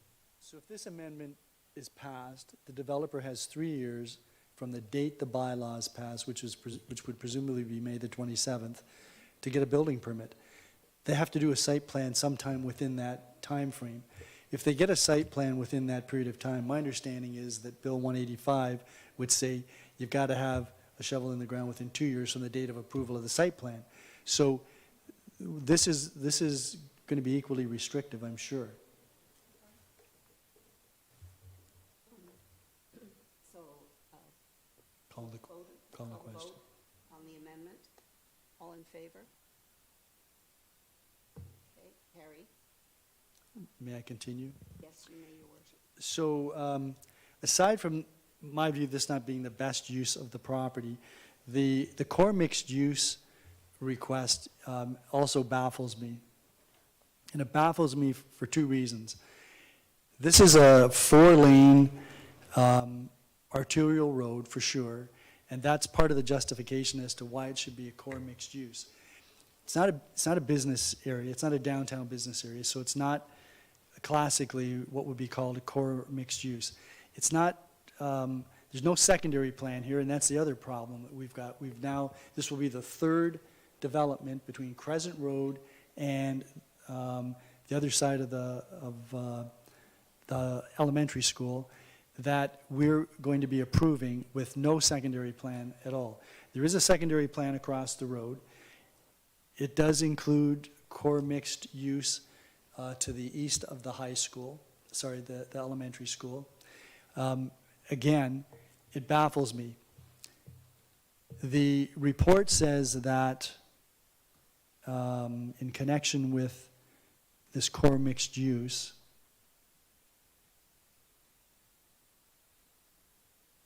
it's to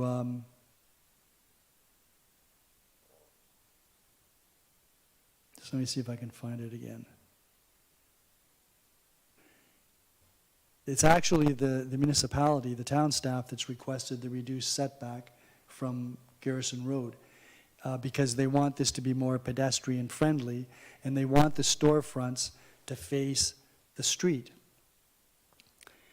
That may happen, which means that everybody that drives to this location in a car, which will be the vast majority of the people that will go to these stores, will be parking behind the building and then will have to walk around to the front, which is the reverse of what's happening down at the 10-unit condominium commercial facility across from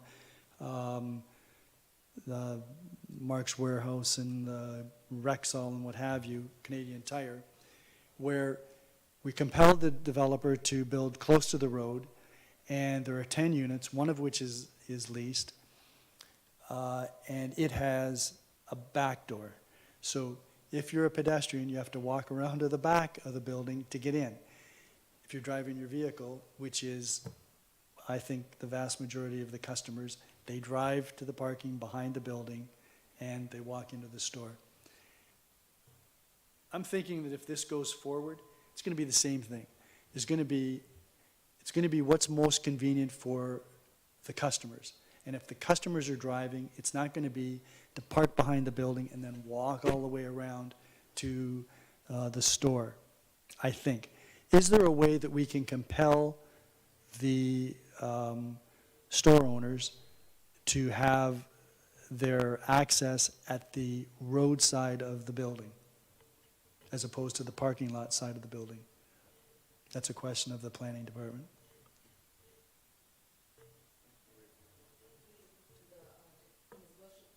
It's my understanding that they would have an access, that the retail unit would have an access on Garrison, so the pedestrians would be able to enter the store from Garrison Road itself, and also they would have an access at the back itself. So people who are parking would be able to get into the store from the backside, and people who are walking on Garrison, if they want to enter the store, they would be able to access the store from the front as well. So that's just the kind of answer, Chair, that I would expect from, let me rephrase that. I think that fails to take into account the reality that store owners don't really want to have that type of access in and out of their building. Because if you're trying to control, depending on what kind of store you've got, you may have to be trying to control theft, as an example. And that's why Pita Pit, I think, has one entrance. They don't want to have people coming in all directions trying to control their customer base. So I don't think there's going to be 2 points of access to these buildings. I'd be surprised if they were. Even now, the fast food restaurants, there's one way in. McDonald's was recently rebuilt. There's one way in. So I doubt that that's going to happen. I don't think this is a core mixed-use area to begin with, and I think we're trying to shoehorn this in there. And I know that we want to have housing, but this isn't, if you look at the definition of core mixed use, this is not a downtown core. Maybe sometime 30 years down the road, it'll be some type of downtown core. I could see Garrison Road east of Concession being a downtown core, being treated as a downtown core. But the reality is, there's all kinds of buildings there now already that have established where they're located and where the parking is going to be. So I think there's some conflicting visions with respect to what Garrison Road as a corridor should look like. And, I don't buy that we should be forcing these folks to put their building right up against the road. In fact, I think it would be more attractive if they could do some landscaping out front of their building and, have their points of entry wherever they want them.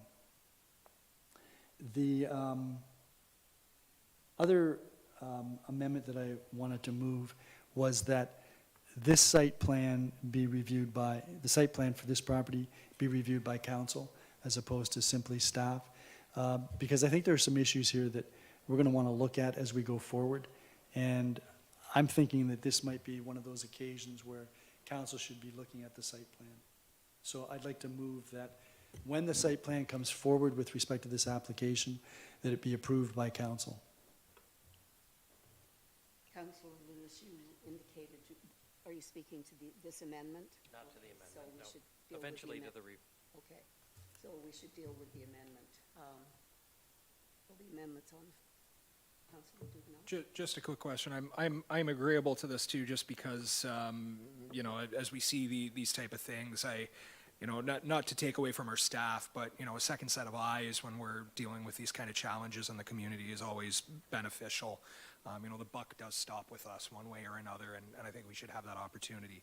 My only question is, would that process going into, looking at the sunset we're doing on the zoning here, would that potentially cause an issue with delaying the process and the sunset on the zoning?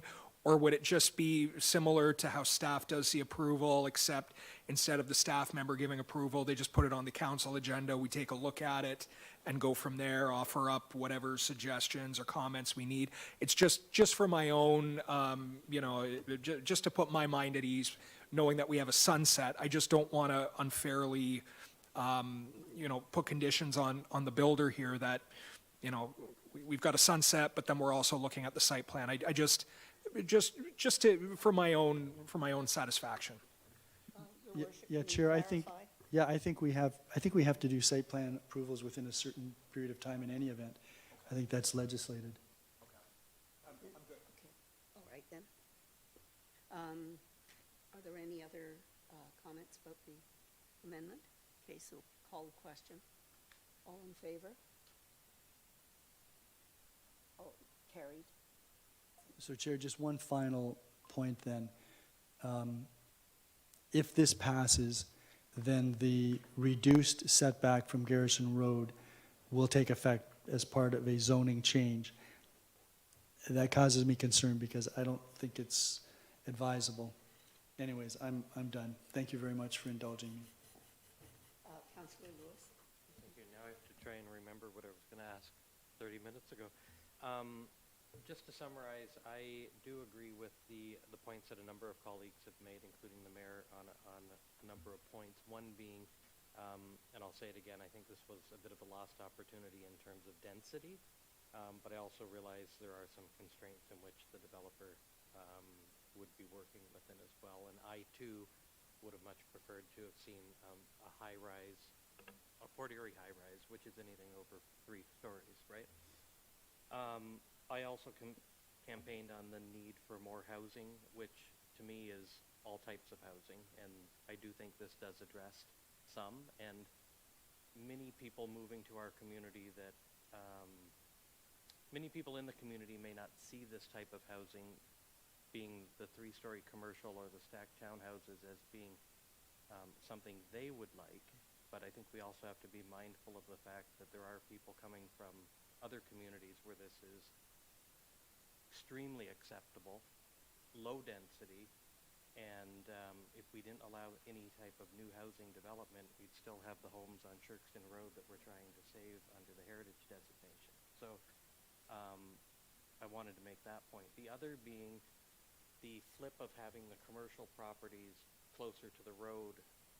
You know, growing up in Fort Erie, one of the things that I think we did in terms of poor planning years ago was Garrison Road and allowing everything to be parking lots in front of stores. And if you go to communities like Hilton Head as an example, you don't even see what's left or right. You see the sign into where you're going.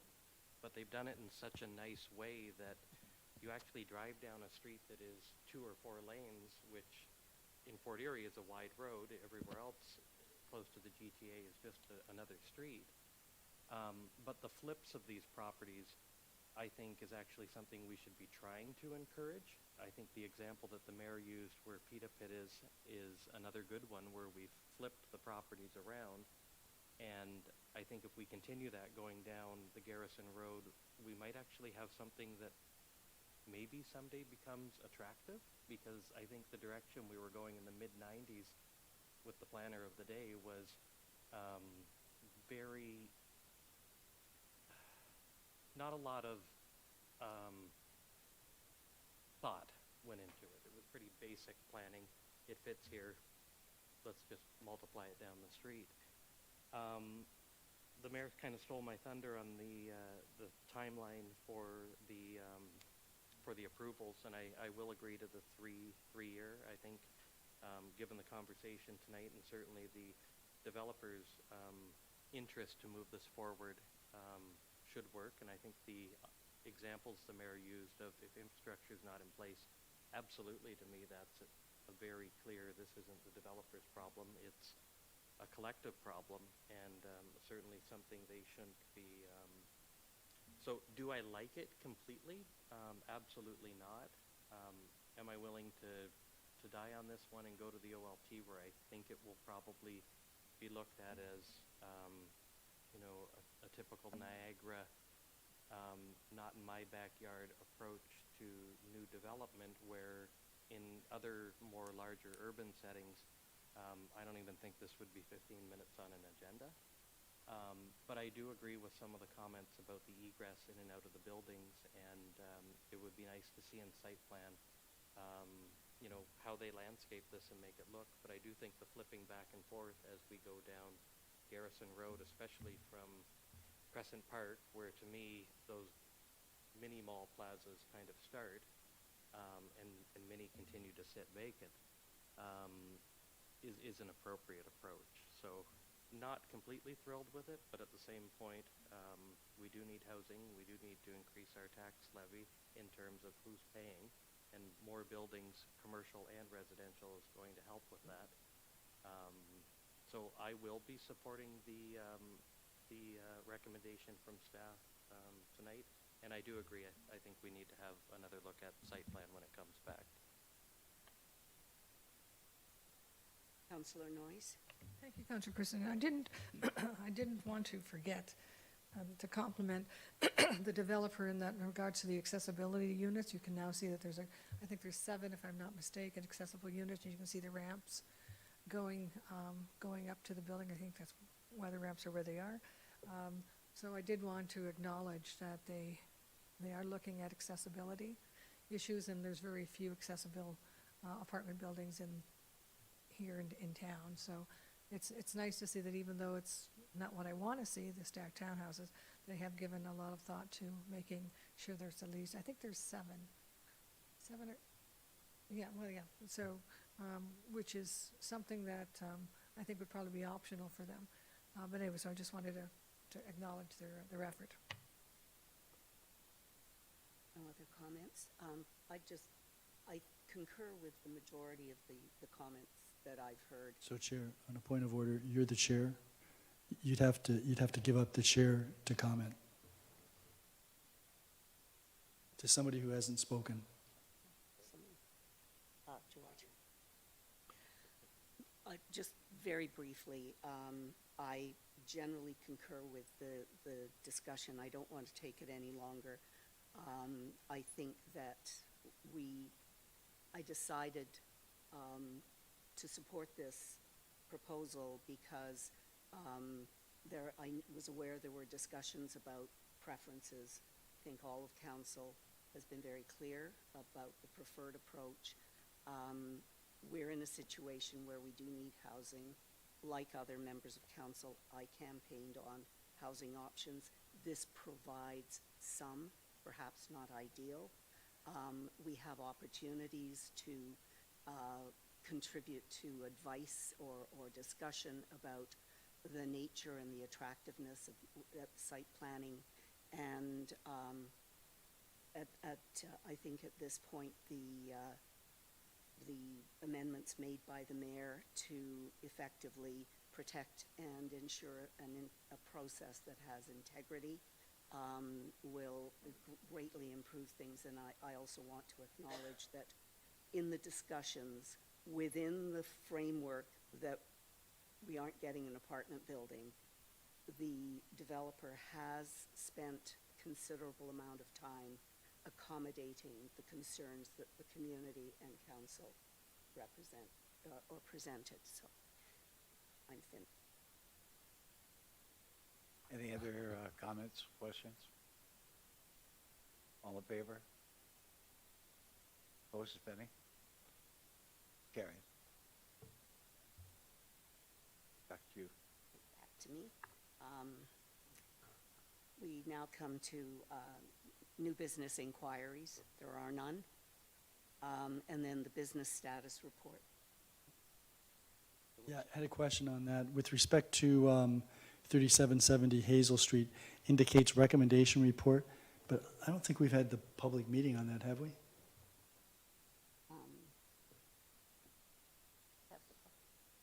But we don't require a public meeting, that's not required by the Act. Under the Act, you don't need to have a public meeting for a public meeting.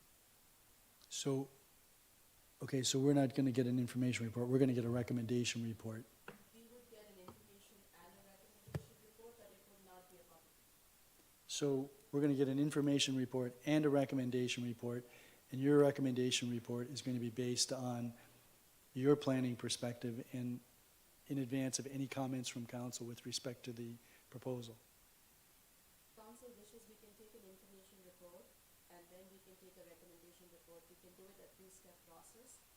Well- But we would get comments from council, but not from members of public, because it's not going to be a public meeting. I happen to think that's advisable because this is a development that's got nothing but townhouses, and I think we should at least get a chance to look at that and hear from the proponent and at least provide staff with some of our comments if we have any. Because we may hear from, even if the public isn't entitled to a public meeting, we may hear from members of the public about what they think, particularly in the context of what's going on Ridge Road. So I would think that it would be appropriate if we get an information report, have an opportunity to comment to staff, and then get a recommendation report. Thank you. Councillor Noyes? Based on the same thing that Mayor Redekop said, I know that the public meeting isn't a requirement, but can we not ask for one? Or an open house or something? A warrior. So, we could not, because if it's not required by the Act and if the owner would challenge us, it would not be favorable for staff and for council. Just add on to that, what about an open house? Did the developer have an open house already? I believe we had the open house, we did the open house, so the members of the residents of the community, they know about it. Okay. But we cannot have an open, public meeting. Okay, understood, thank you. there any other comments? Okay, so with that one exception, then there's nothing more on the business status report, so I will turn the chair back. Thank you very much, Councillor Christensen. And that takes us to Infrastructure Services. Councillor Lewis. Thank you, Your Worship. Infrastructure Services now in session. There are no presentations or delegations. There are no reports.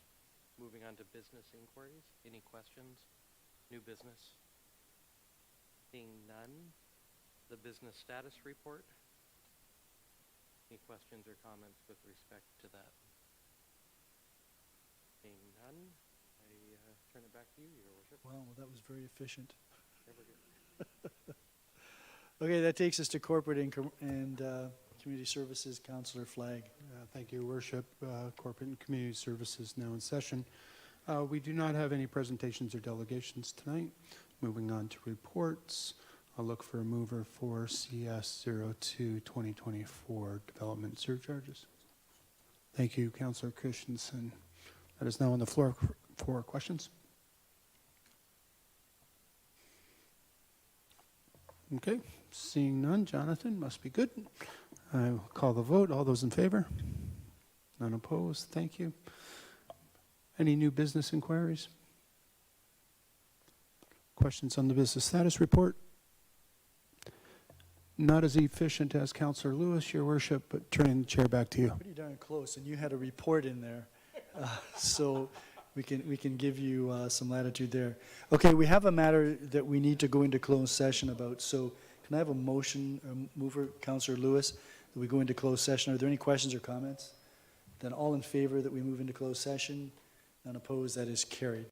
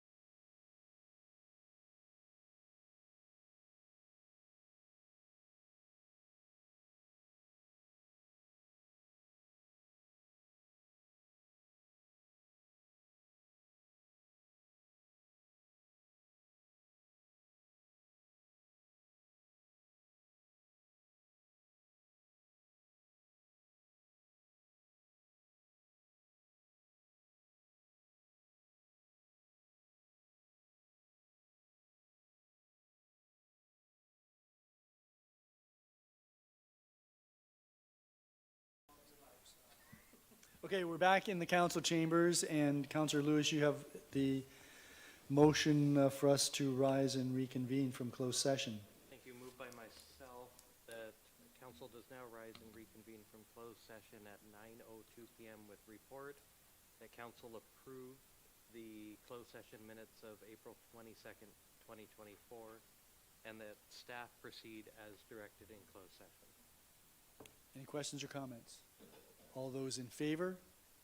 None opposed, that is carried. That takes us to scheduling of meetings. Any meetings that anyone wants to announce? Councillor Dubanow and then Councillor Noyes. Yes, Your Worship, I mentioned it earlier this evening, but just to get it on the record again, the Museum and Cultural Heritage Advisory Committee is having a meeting on Wednesday, so that is the 15th. Give me 1 second, I'll find out what boardroom it's in. And the time? It's at 1 PM. And, well, I'll just say here, it's either going to be in boardroom 1, 2, or 3 here at Town Hall.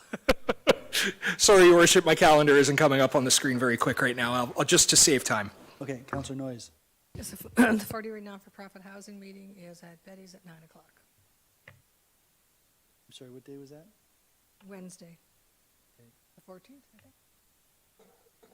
And any other meetings? Councillor Christensen. The 40 Erie Public Library Board at 4:30 on May the 21st at the Centennial Branch of the library. Okay, any others? Okay, before we go to adjournment, Councillor McDermott, understand that you wanted to move that we waive the rules with respect to a couple of notices of motion you wanted to provide? Yes, Your Worship. One with respect to the Urgent Care Center and one with respect to a food truck at the FIA site, Yeah, temporary food truck. returnable May the 27th? Yes, sir. Okay.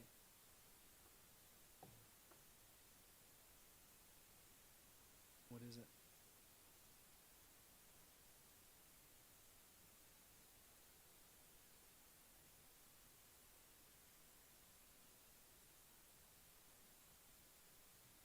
Yeah, okay, so if we're going to waive the rules, Councillor Lewis, you had a third item?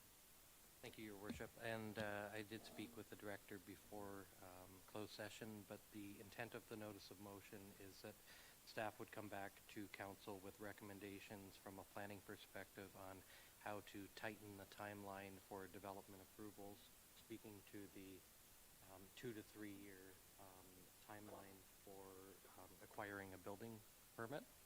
Okay, so the motion, and that would be returnable May the 27th. We should probably make it the one following, because I will not be here for the 27th meeting. Okay, and that's a good reason for you to bring it forward. But I'll then, work with staff on the wording. then the motion, so you're not going to be here the 27th. This would be a notice of motion for the following regular council meeting. Which is at the end of June.